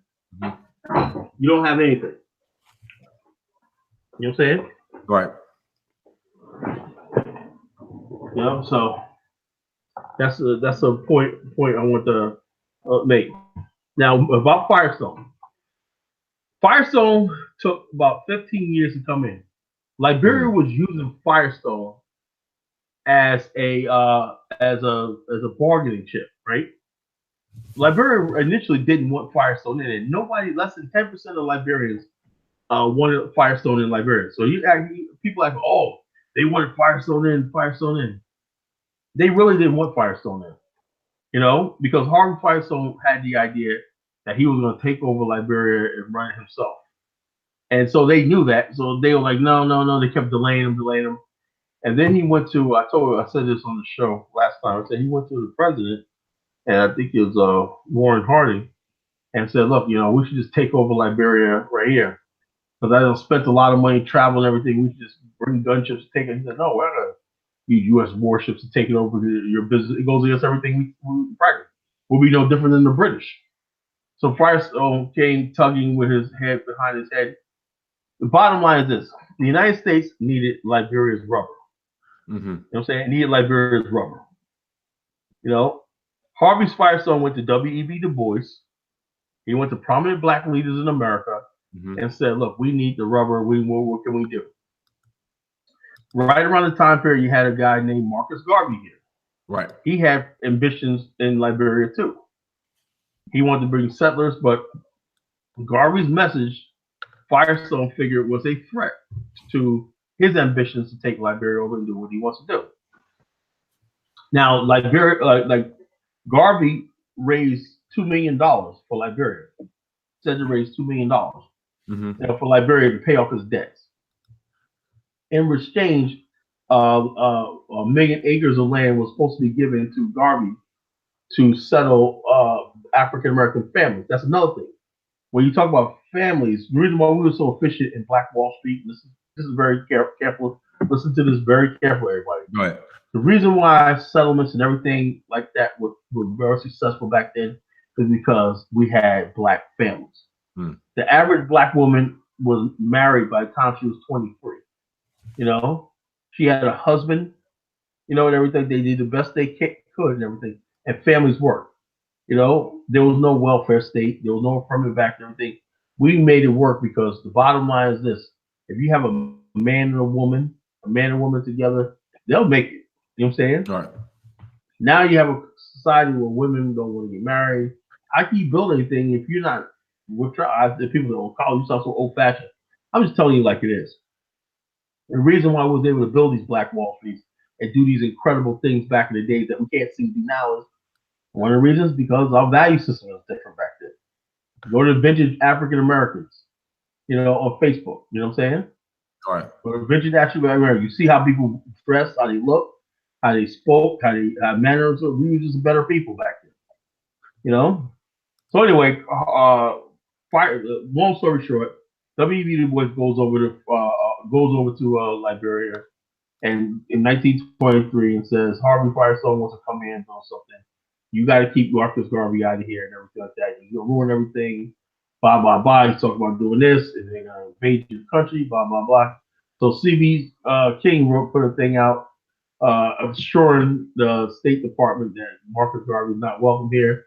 And when Garvey went to go sail there, at the same time he was sail there, Garvey's followers were arrested in Monrovia port, and his ship with all his machinery and stuff like that was taken and stolen and impounded. His ship was impounded, and they had to Marcus Garvey's followers, engineers, prominent Black men had to hike a British ship back to the United States.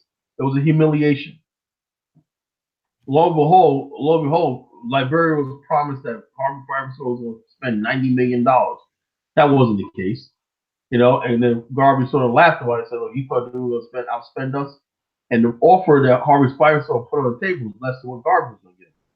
Nevertheless, they had to take it. So another more years of delay. Finally,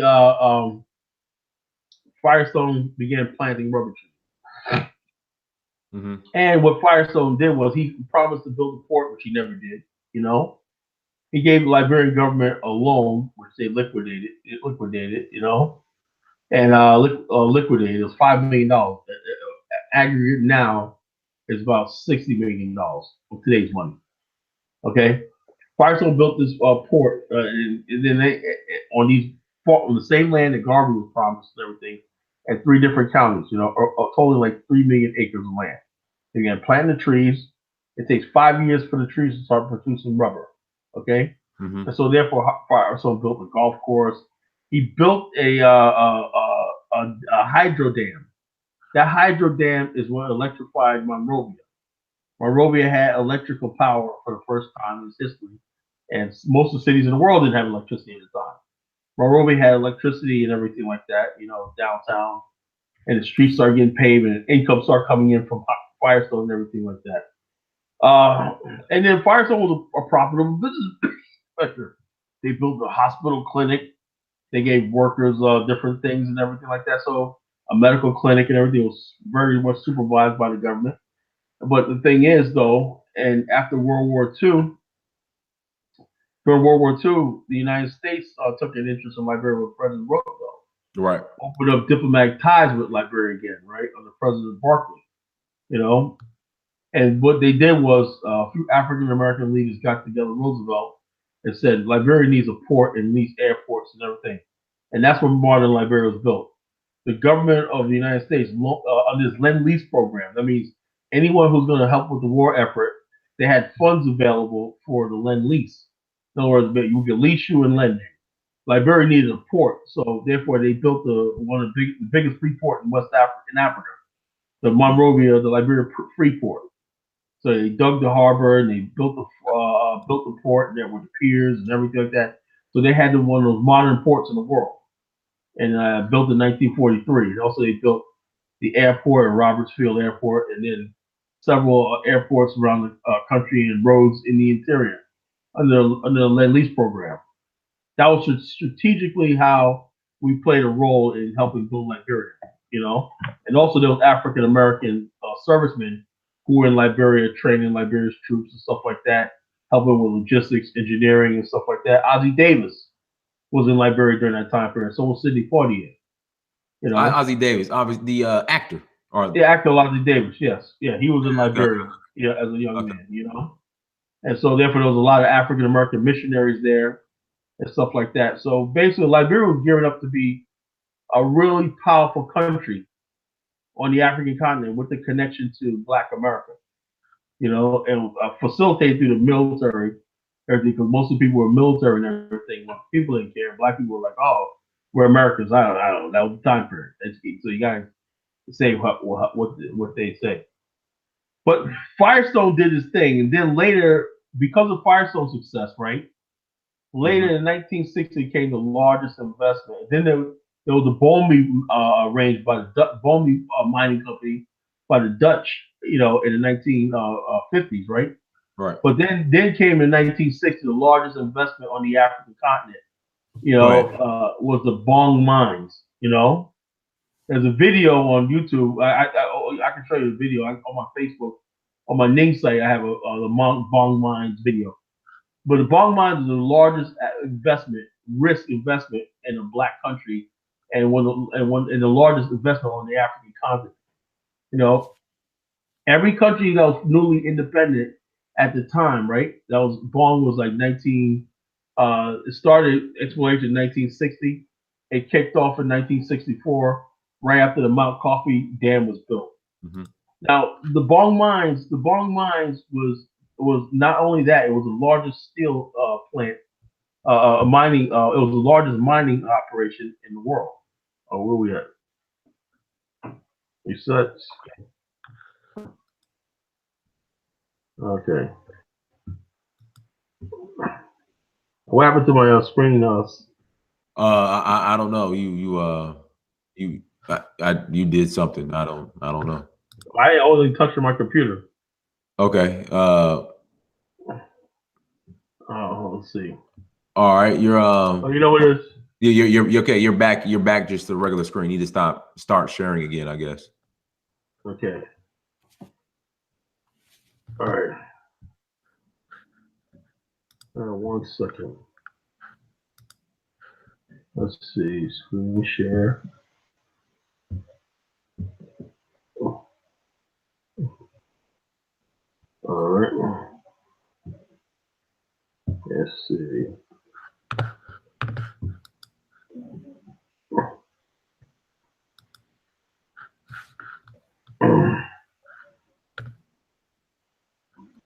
All right. Yeah. What I was saying was the Bong mines. Go ahead. Okay, we're back. The Bong mines was the largest investment in Black Africa. Okay. Now, in order for you people who keep scoffing at Liberia, I want to ask this question. Show me anywhere in Africa at that time that any European had any sort of investment on the ground of that size and magnitude. No place. But they always want to single Liberia out for whatever it is. The Bong mines brought so much wealth to Liberia, it was unreal. And Monrovia became so modern. Each county in Liberia had a water tower and pipeline water. Its infrastructure. Liberia had one of the highest standard of living in the world. You know, because it had a low population. You know, and so therefore, like I said, we do all this to say that Liberia, the case for overthrowing and killing and butchering American Liberians, which I'm going to show you a picture of right now. You know, I'm going to show you a picture of. And this is a picture right here of the two prominent Liberians, the Massacoys, the Sherman. He's here in Morehouse, and he's here with Dr. King. Dr. King, you know what I'm saying? MLK. Dr. King. And these are two prominent Liberian elder statesmen. You know what I'm saying? And so that, like I said, the history of us and the connection with Africa. This is a picture of Liberia in 1967. You know, in downtown Liberia, downtown Monrovia. You know, note the Duke-Or Hotel in the background. Okay. Like I said, I told you about this is the Miracle Liberian House. This is the scene from the massacre of prominent men. They were dragged out there in their shorts, in their underwear, Yeah. humiliated in front of the whole world with cameras glaring and people cheering. You know what I'm saying? While these prominent men who did nothing but stand up and make their country proud, you know what I'm saying? Or were executed, you know what I'm saying, and gunned down and disemboweled in front of the whole world. This is right here is the U.S. Embassy in Liberia, $160 million building. Mm-hmm. Now you ask yourself this question: why would the United States put a $160 million building in such a little tiny country? That's a good question. Yeah, it was a question I've been asking for years. That's 100. What is going on in that building, in that little tiny Liberia, which the United States has very little business interest in? Why is there a $160 million building? And why did Barack Obama sign off on it? This is just a picture of the Cooper family in Cooper's Beach, Liberia. This is the 1970s. Good times in Liberia were a beautiful country. You know what I'm saying? Enjoying a beautiful nation before perhaps. This is a picture of Liberia. This is in the background right here. It's a college of West Africa. And this is off of Ashman Street. No, this is Broad Street. Here's a centennial right here. The Liberian 100-year centennial right here. And this is a picture. This is before the Duke-Or Hotel was built on Snapper Hill right up top here. And this is like in the 1950s. Look how beautiful that looks. Mm-hmm. That's civilization. That's Black people returning to Africa. And this is what they were able to accomplish. Civilization. Hey, real quick, somebody just asked a great question. I know I asked you this a lot. Why do you think the indigenous Liberians had resentment towards the Americas? Well, it's like this.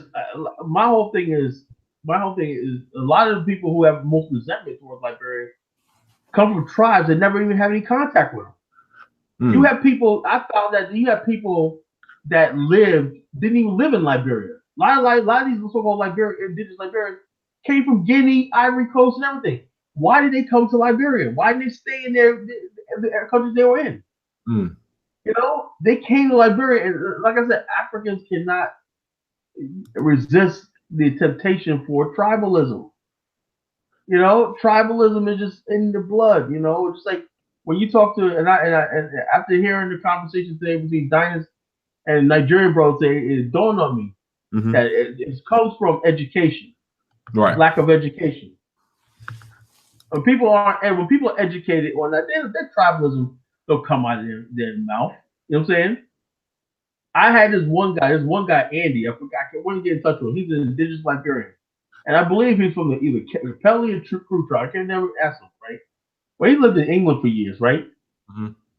This brother is on point, and he basically was like, "Yo, look, you guys came here, you stole millions of my brothers from America, from Africa, take them to America, and you basically turned us against each other."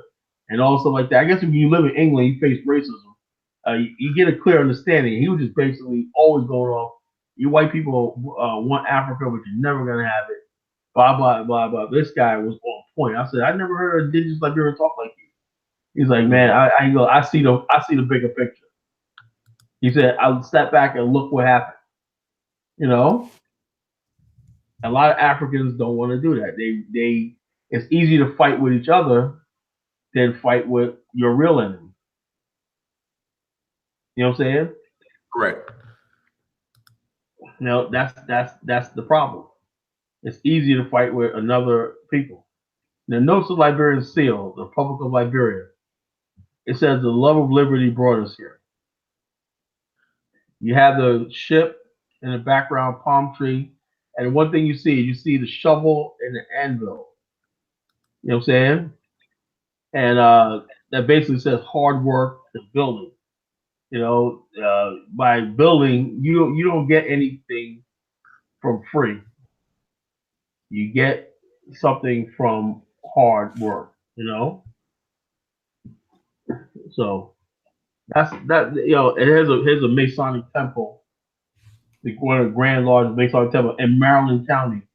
And okay, so the question is, why weren't indigenous Liberians allowed to join the temple? That's what somebody. They were the temple. In fact, the Yancey family is made up mostly of indigenous Liberians. Mm-hmm. That's another thing. People have this idea they weren't allowed. You were allowed, but let me give you an example. If you say that you want to become, let's say you want to become a whatever you want to become, right? Mm-hmm. And you can go into the meetings saying, "Well, I don't think that's right. I like this. I was in this other club, this other association." Right. What are people gonna tell you after a while? I mean, go join that other association. Right. Or start your own. That's exactly what the problem is.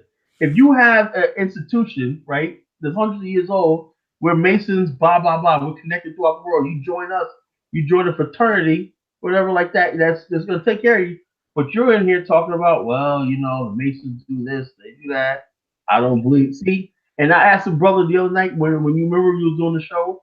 I said, did these people understand that when you basically took an oath to protect the president of the republic's life, did they understand what that meant? Man, you have to protect his life. But instead, they didn't protect him. Yeah. I said, what kind of person takes an oath? Takes an oath, and that doesn't mean absolutely anything out of your mouth. So that tells you the level of civilization. See, you understand something. The indigenous people, and I hate saying this because their culture is not we're not on the same level as the American Liberians. They were not. The two different cultures, two different ways of doing it. Their culture was not developed, developed in that way. That the American Liberians came from a culture that was part of Africa and part mostly Western, right? But the culture that they had mastered, and they were able to transform the Liberia, was thousands of years ahead of the indigenous people. Indigenous people, you're still on a hunting and gathering and basic survival thing, Mm-hmm. You lie, cheat, steal, hustle, whatever like that. You pillage. Remember something? When American Liberians first got there, there were still people doing slavery and village raiding, for prize. And all these things, tribal ordeal, and all these things like that basically happen unless, and people don't like the term primitive, but primitive societies. But when you're going to establish some civilization, you say this is rule of law. This is our rules. This is what we do. If you can't abide by that, the thing. And also the Yanceys, they adopted a lot. They were rebels, right? The Yanceys were American Liberians, but they intermarried with a lot of rebels, and this thing called the Hartman and the ritual killings, taking somebody's heart out for good luck. Well, what happened was in 1976, there was a big trial with the Yanceys, and people said, "Oh, the Yanceys were American." No, they weren't. They were basically indigenous people who had adopted into the Yancey clan. But the Hartman stuff, and let me perfectly honest, there was some American Liberians who started delving into that too. Into the occult and all these ritual killings and believed in all this kind of nonsense, this witchcraft and all this stuff like that. Where you take a child's heart out and for good luck and stuff like that. There were some American Liberians who got into it too. It wasn't all just indigenous, But the thing is, though, in 1976, they had a trial, and President William Tolbert, Christian man, he hung 20 of them. He executed 20 of them in the gallows, 1976. That made world news, for ritual killing. That sent the message that no, that's not going to be taught, because it was going on, even though in the hinterland, ritual killings and cottonwood tree killings were still going on. Do you know what the cottonwood tree thing is? No. Okay, a cottonwood tree is done by the Kelly group and several other groups, the Lomars and several other groups, which they take a 13 to 14-year-old, no older 14-year-old virgin, right? and bury her under a cotton tree and plant a cotton tree for good luck. Bury her alive. As a matter of fact, this was supposed to be done even up until like a few years ago. So all these things that the settlers tried to end, hey, we don't want to do that no more. That's evil. That's bad. Well, you're disrupting our culture, and that's why they attacked the settlers, because they want to continue doing the one they want to do. Unfortunately, when you have a republic, people can't just do what they want to do. Right.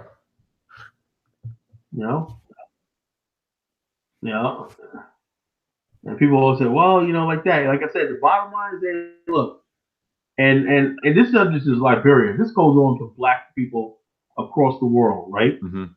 The black people who are civilized. It's not even about Liberia, American Liberia. It's black people who want to be civilized, and black people who don't give a damn and everything like that, who just think everything is everything, blah blah blah blah blah. You know what I'm talking about.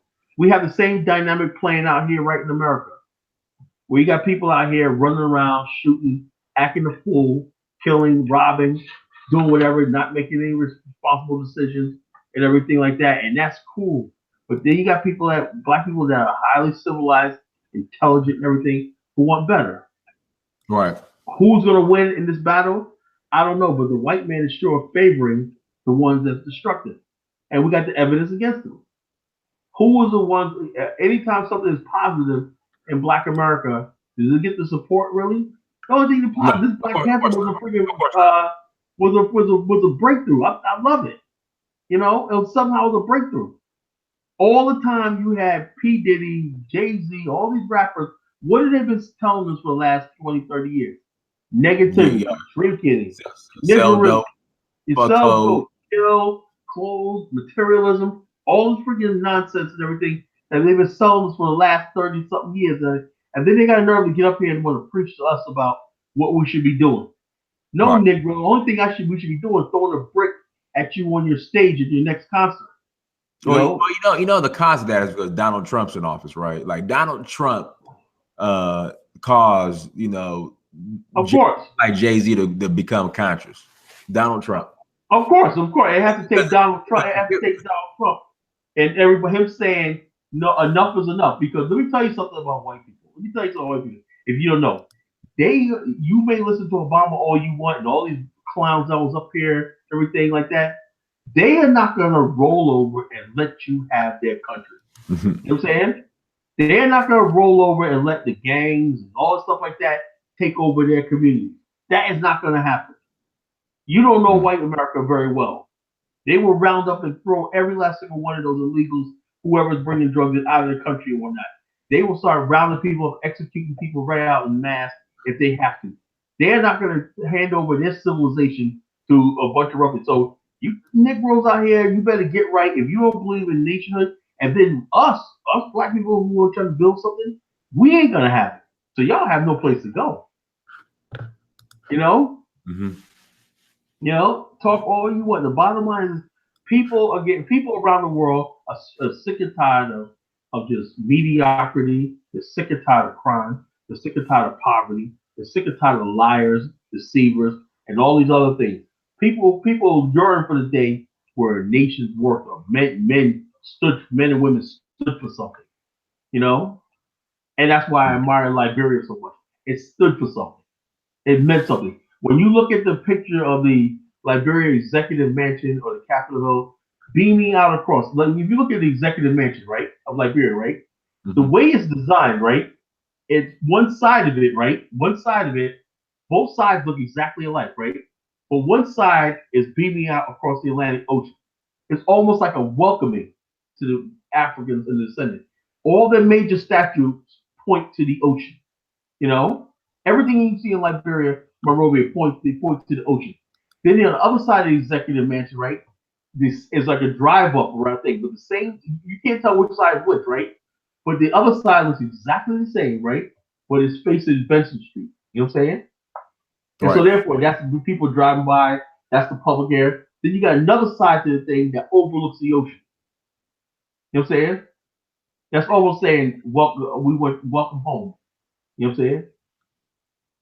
And so therefore, this is what I'm talking about. You know what I'm saying? These people that built Liberia and whatnot, they built it for a reason. You know, they built it for us.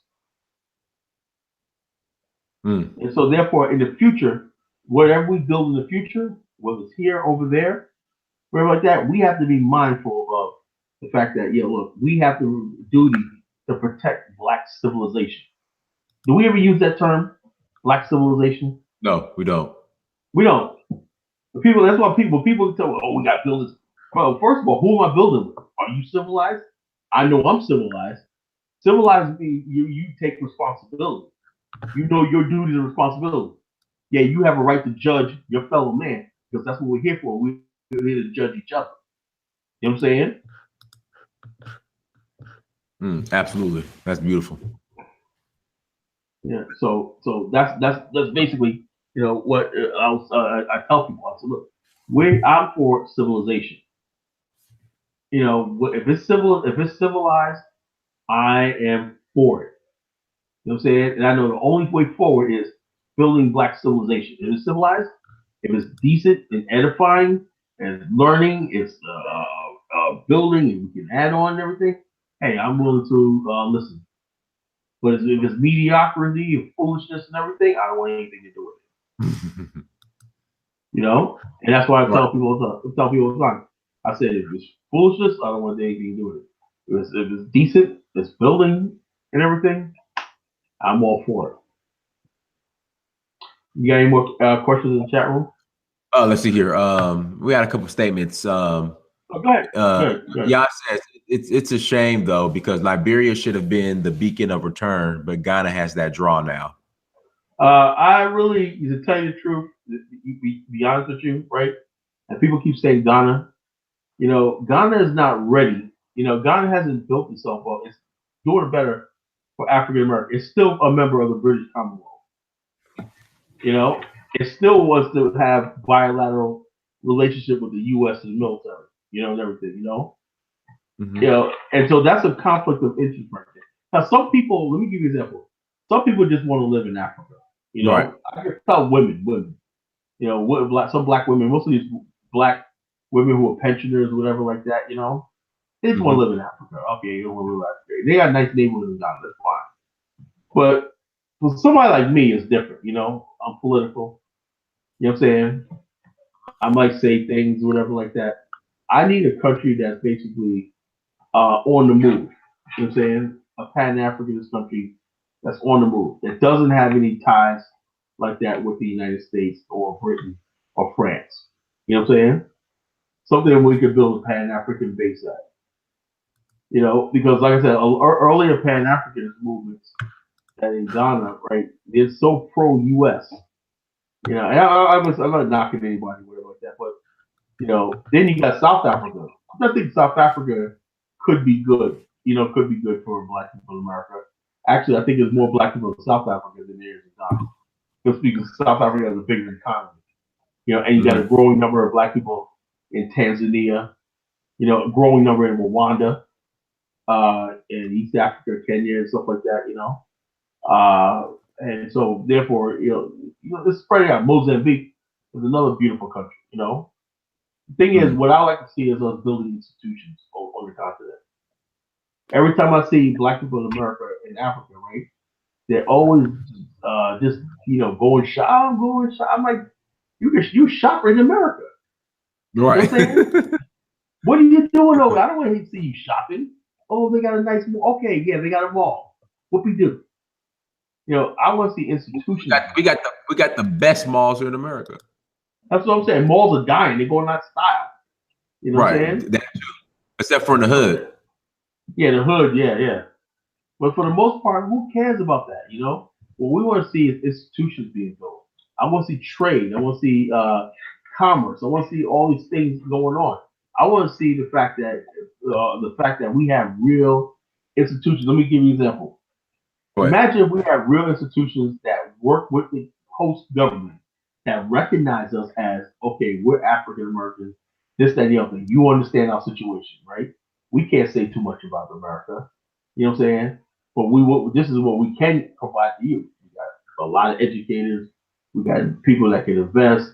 And all we want is the right to our own land. We want the right to have political say-so and everything. And we want to basically not be taken advantage of by police and people like here ready to take advantage of us. You know what I'm saying?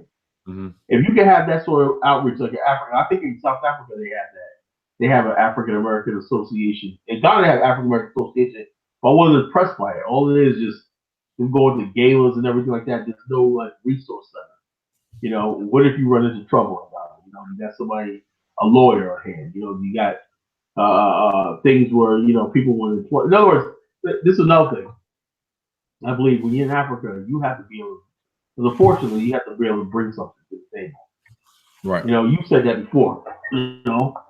You got brothers out there in Ghana. There's one African brother said this thing, and I kind of agree with him too. He said these people come in here, and they what they tip me, what they spend on a meal is more than I make in a month. And right. that and be honest, with that kind of builds some sort of resentment. And they're over here on vacation complaining about America, and they're like, well, dang man, if I wish I could get to America. They see America as heaven. And they're like, you just coming over here, you can get that passport, you can go back anytime and stuff like that, where they expect that from white people. Right. But how many black people in America are really ready to burn their passport? You know what I'm saying? Mm-hmm. It's not happening. We're not there yet in Africa. I wish we was working towards that day. People thought like that, but the bottom line, we're there. We're living there, whatever like that, and make the best of it. But as far as like you people preaching to other people, everything, hey, look, you're only one passport away from getting back on a plane and going to the United States. I do know some people that are there permanently. They're there for the long haul. They stay too long and they can't just they lose their citizenship in America. And then it gets me is just because you lose your citizenship in America don't necessarily mean you gain citizenship in that country. So there's a lot to it. There's things that never panned out for us with the previous generations. I'll tell you today.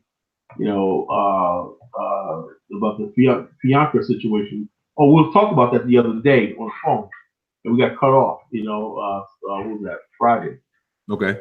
We got cut off about the Bianca situation in Ghana. Mm-hmm. Ghana. Well, these two sisters were murdered 3 years ago in Ghana. Right. From Chicago. No, Detroit. Oh, Detroit. I'm sorry, Detroit. Yeah, they were murdered. And the Ghanaian government is still vague about what happened. I know it was the local people, because they won the court case about their land. That's another thing. We go there, you get land. The land can be sitting there for generations. These people probably never been near the land, right? Mm-hmm. As soon as you lay something down, build a house on it and everything like that, put an in-ground pool, and it looks good and everything, guess what? Somebody decides that that's their ancient ancestral land, and guess what? They wanted a fee for it. You see, that's where the conflict comes in. That's where the conflict comes in. Yeah, but if you just go there, live in Africa for the nightlife and enjoy yourself and build something, I say the best people who live on the continent is somebody that can luck up or bless enough. I don't see why this is unhappening. That have real industry, that have real industry, or bank or something like that, or just somehow we have to be able to transfer our wealth from Black America into institutions, industries on the continent. That would set us free. We wouldn't probably have these conversations if we was able to do that. But the bottom line is this: when it comes to Africa and Black America, man, I talk to the same people, and it's like they got one little tippy toe in the continent, and okay, I'm coming back this time and everything. I'm like, you've been dealing with that for 10 years and you haven't established yourself yet? I'm like, dude, man, look, when are we going to have real investment on the continent?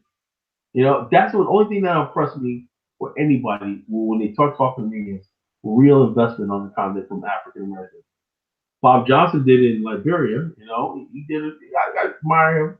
He put his money where his mouth is, and he built that hotel and everything like that, you know. But for the most part, the black people with the money, everything don't do that. You know, they don't have the same love or the desire to live on the continent as you and I do, because evidently they got commitments and they love Hollywood and white America. Mm. You know? But if we were able to build on the continent institutions, schools, hospitals, I'm in the medical field. I would love to be able to build a new modern healthcare and insurance and ambulatory on the continent. So I'm saying to myself, man, how I would love to transport my business on the continent. But how can I do that? Who the heck can I talk to? I talk to people all the time. It's like I talk to Africans, like I'm talking to somebody from Mars. And they're like, oh, well, we're so backward. I'm like, okay, I understand that. But we want to build something together where, and let me give you an example. A Chinese American and somebody from Hong Kong will never have any issues doing business. Why? Because Hong Kong's developed and Chinatown's developed. You know what I'm saying? You got electronic experts and everything that go from contractors who are now Chinese, who are now getting massive contracted buildings in Seattle, all throughout the Pacific coast. Those are Chinese contractors. And where are they coming from?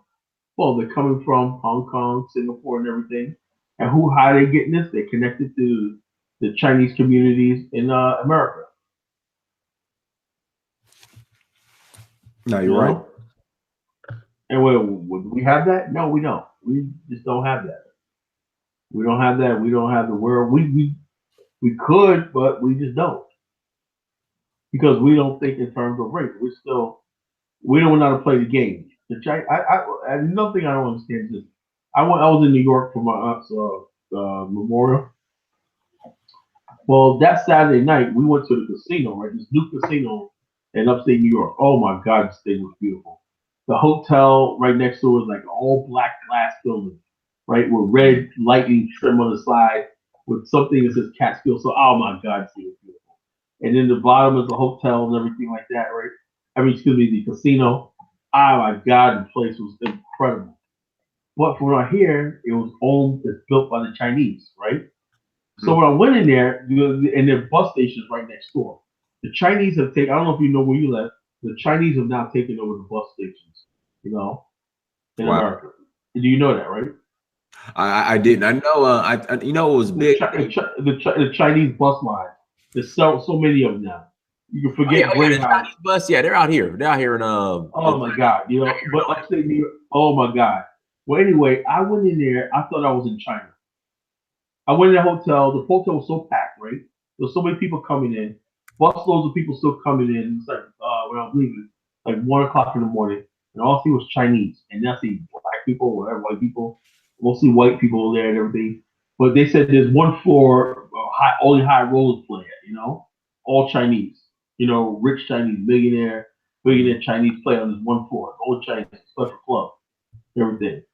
But you see all these people from China, like poor Chinese and everything like that, they're all like reveling in the fact that this is a Chinese-owned hotel, right? Everything like that, And I was kind of drained, I mean, I don't get jealous sometimes, I don't get angry sometimes, but I was just drained, and they were just like, I was looking at all these Chinese people. I'm like, saying, I've never seen so many. When you go down to Chinatown, you see a lot of Chinese people, Right. But I've seen so many, and I love Chinese fans. I love martial arts. I'm in the martial arts. I'm nothing against Chinese, but I was just overwhelmed. You know what I'm saying? I said, these people are not going anywhere. And I saw the scale of that hotel and what they was able to build, and you have all these Chinese businessmen and everything there. I'm saying, when is the black man gonna wake the hell up? Right. And get his and stop apologizing. Africa is ours. Right. You know what I'm saying? And the bottom line is the fact that all it really takes is talks and commitment to building Africa and say, this is ours.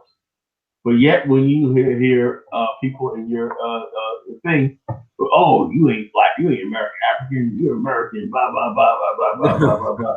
You know what I'm talking about, you know? The people that we're fighting against, you'll see the comments when this show's done, you know? Mm-hmm. And all I saw was the fact that Chinese know when to shut up and when to be unified and when to build. Right. And I've seen so many, I mean, my God. You know, and I said to myself, my God, because you see it on TV. You see them all over Africa and everything. But when I walked into that hotel, my God, it was just overwhelming, man. I almost fainted. You know, these people are really doing it. You know, these people are really doing it. They're taking over the Catskills. Holy jeez. If they're doing this here, I can imagine what they're doing on the West Coast. You know what I'm saying? I can imagine. You know, the Chinese have plans for Detroit, right? They got the Chinese have plans for the planet. For the planet. Yeah, I know. I mean, seriously, for the planet. For the whole planet. Oh yeah, I've seen the video. You know, they want to be the leaders in everything's Chinese. But the thing is, though, how do we? It's just, you know, I'm just, you know, look, black people, we just got to get our stuff together. Mm-hmm. You know, and we just got to get it together. And the bottom line is this: the Chinese and the Japanese have moved past the rape of that king. China and Japan does $400 billion worth of business transactions a year across the South China Sea between China and Japan. Now these are countries that are supposed to be enemies. Mm-hmm. Let me give you an example, right? I was watching one video the other day, right? I watched a video on this guy, some corny internet nerd, got 8,000 subscribers. Oh, I got 8,000 subscribers. He's a freaking nerd, white guy nerd, whatever like that, you know. And he was talking about, oh, the Chinese don't like Black Panther and they're racist, blah blah blah blah blah blah blah. But he said, no, I'm not trying to say that, but blah blah blah. Just interesting how I'm like, yeah, some Chinese are ignorant. I understand that, right? We were the ones who made Chinese martial arts movies famous. It was us, black people. You know what I'm saying? Without us, nobody would know who Jackie Chan was. You know, we made that famous. White people to this day don't get into martial arts movies the way we do. You know what I'm saying? That was like our surrogate culture. You know, the kung fu movies back in the days, you know? Anyway, she's going on. Then one of the comments like, well, you can't really blame the Chinese.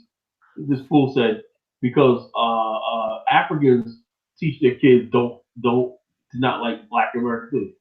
And I'm like, to make a blanket statement like that, Africans teach them to stay away from Black Americans and all kind of stupid nonsense.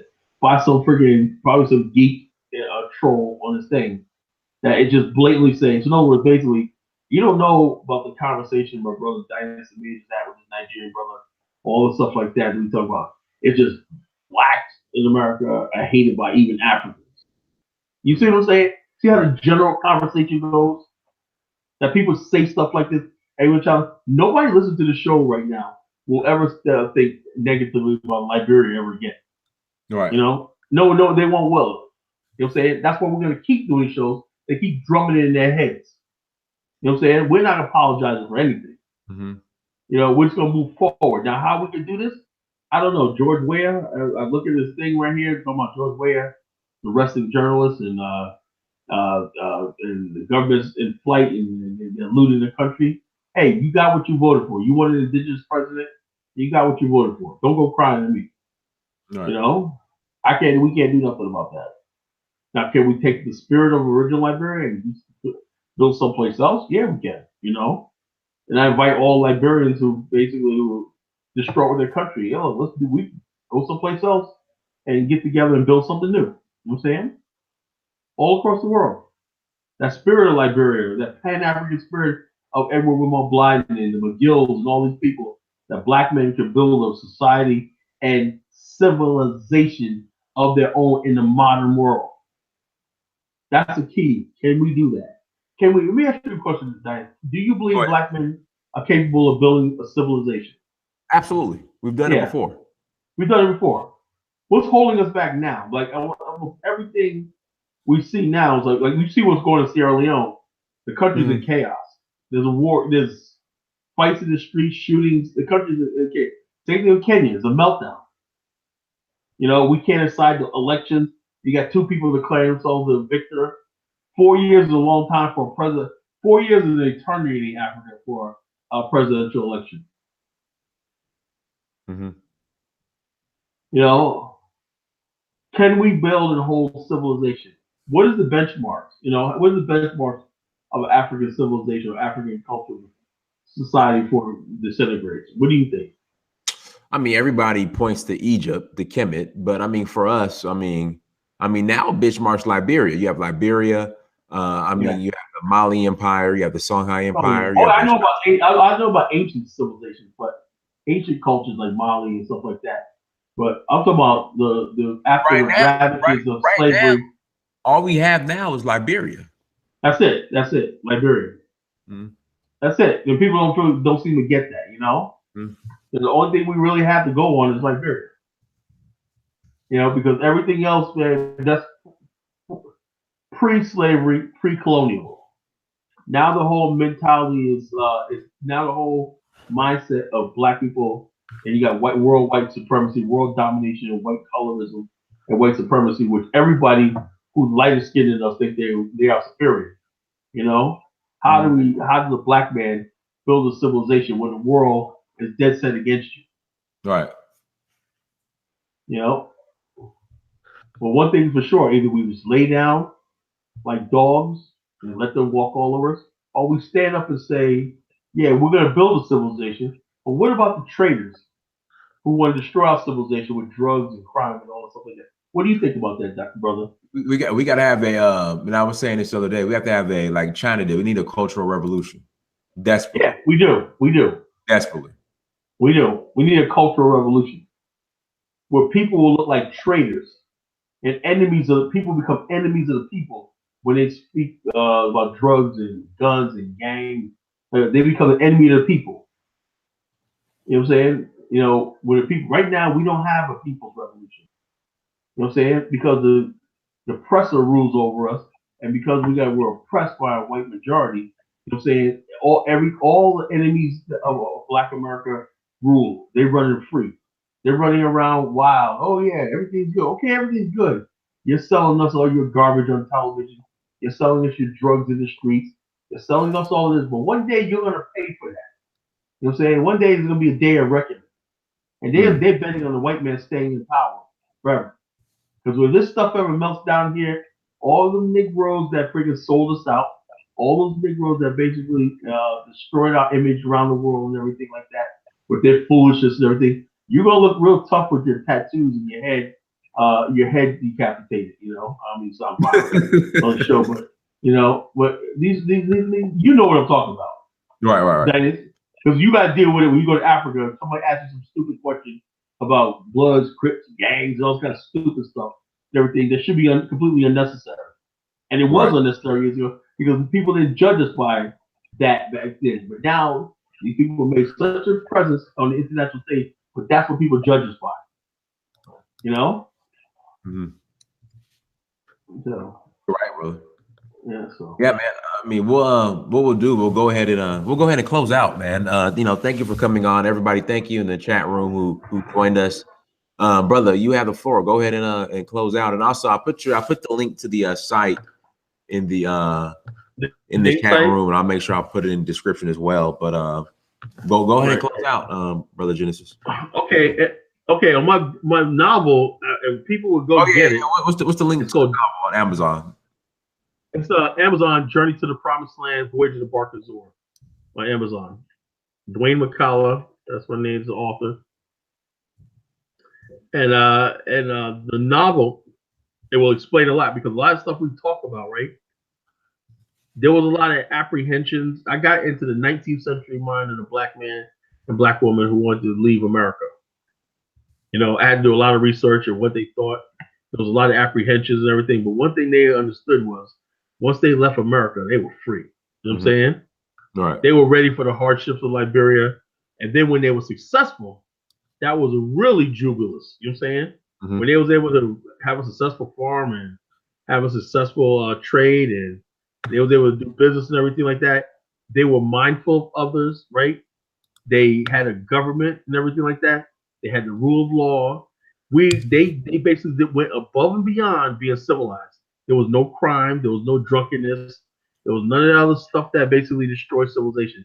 Men were married, women were married, and all these things that basically built community, built houses, and built communities and everything like that for generations. I was like looking at some of the big Liberian families, the Coopers, the Maxwell. They built dynasties, the Andersons.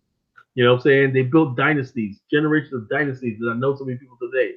The Barclays, the Morgans, and all these other people like of Liberian, American Liberian descent. They really, when I look at Liberia and I look at the African Americans, good people, with good people and everything like that, but somehow the Liberian, the African American who went to Liberia and became Liberian was something definitely superior. And I say that with no malice in my heart towards my African American brothers and sisters, but it was very obvious that when you look at this vantage point, when your vantage point is this, let me get back to the lighthouse.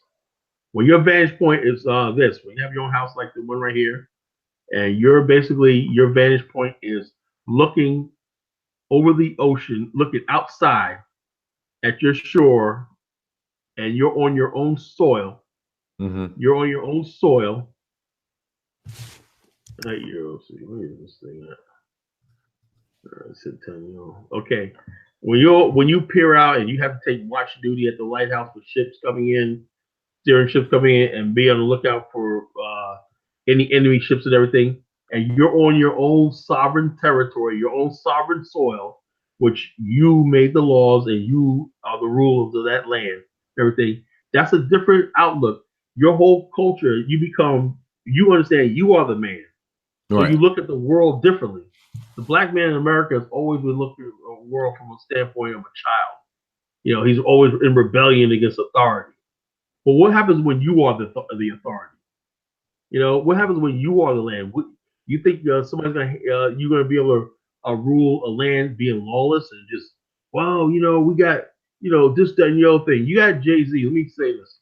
You have Jay-Z going around talking about we need to do something about prisons. What the hell you mean we're gonna do something about prisons? Too many people getting locked up. Yeah, too many people committing crimes. So in other words, we're supposed to just basically Jay-Z let everybody sell drugs and get away with it. See, that's the standpoint of when you're in captivity, you always see everything as being oppressed and everything instead of you basically understand when you are the ones in power, right? It's your civilization. You're gonna look differently at drugs. You're gonna look differently at drugs. You're gonna say, look, if you come over here selling drugs one night, we're gonna hang you. That's what Singapore does, Malaysia, Indonesia, all these other people. Why? Because they try to protect their civilization. You're going to obey the rule of law. So when you basically have this vantage point of this is my land, when you step on this land, you're on my soil, my territory, my thing, and people have to abide by that. The Liberian basically for years have been known to be the intellectual superior of the African American. Just by the thing of the return, just like Africans are different from African Americans because we were born in America, and we have the thing of the slave ship because we crossed the Atlantic with slavery. The Africans who recrossed the Atlantic to settle on African soil have a different point of view than the African American, even though they're still connected with us, but they think a little differently than we do. You know what I'm saying? They think on a higher level than we do because we never had the advantage point of being in a majority black society. You know what I'm saying? When we had to make laws and we were responsible for people eating. There's no black organization that's responsible for feeding anybody. Nation of Islam doesn't feed anybody. Get my book. It's called Journey to the Promised Land, Voyage of the Barkazor on Amazon. You can get me on Ning. Go to our social network site. Please join. It's www.biao5.ning.com. And join us on social network. Hit me up on Facebook, College Genesis. That's College Genesis, and give me up on Twitter. You can inbox me anytime at nation.collar.5@gmail.com. And if you want to talk about more about Liberia and everything like that, I got Africa in general. And the next question the next show I want to do is What is an Afrikstan? Write that word down. Afrikstan. It's a word that I've coined for like 5 years now, but I still can't get it on Wikipedia. You know, it's a word us in the BAL coined for 5 years. It means an African state made up of African diasporas. Are we ready for an Afrikstan? Something like a Wakanda, that's what people relate to. I'll say Wakanda. Like, are we ready for our own homeland and state? Is it that time? Are we capable of building a state of our own? You know, in the 20th century, if the African Americans were able to do this in the 19th century Liberia, what can we do in the 20th century with so many Black people of prominence in education? Now is the time to make that decision. So that's the next show I want to do. I want to talk about, are we ready for an Afrikstan? It's a specific homeland on the African continent. Is it time for us to basically let America go? Or at least some of us. Be part. Should we have another alternative? Should some of us have an alternative to America? That's the next topic, next show topic I want to do. Whenever you're ready, just let me know. Yeah. Ready. Okay. Let me know. It'll probably be maybe we can do a Wednesday night if we can. Yeah. Well, all right. Wednesday night it is then. So Wednesday night we're back on. Okay. All right. And that's all I want to say. Thank you, Dynas, for having me. This Dynas is dynamic. I thank God for the show, and everything like that. I've done many blog talk shows. I've been guest on many shows and everything, but this is by far the best. I appreciate it, man. It means a lot. And everybody in the chat room, thank you for joining us. Please share the word. Please like, share, subscribe. Also go to Search for Uhuru on Instagram, Snapchat, Twitter, and Facebook. Also go to africapersonified.africa. Go to dynasamir.com, search for uhuru.com. Go to amazon.com and search your name, Dynasamir. Please buy a book. I will be back on tomorrow, and again with Brother College Genesis on Wednesday. Again, people, thank you so much for joining us. Till next time, peace.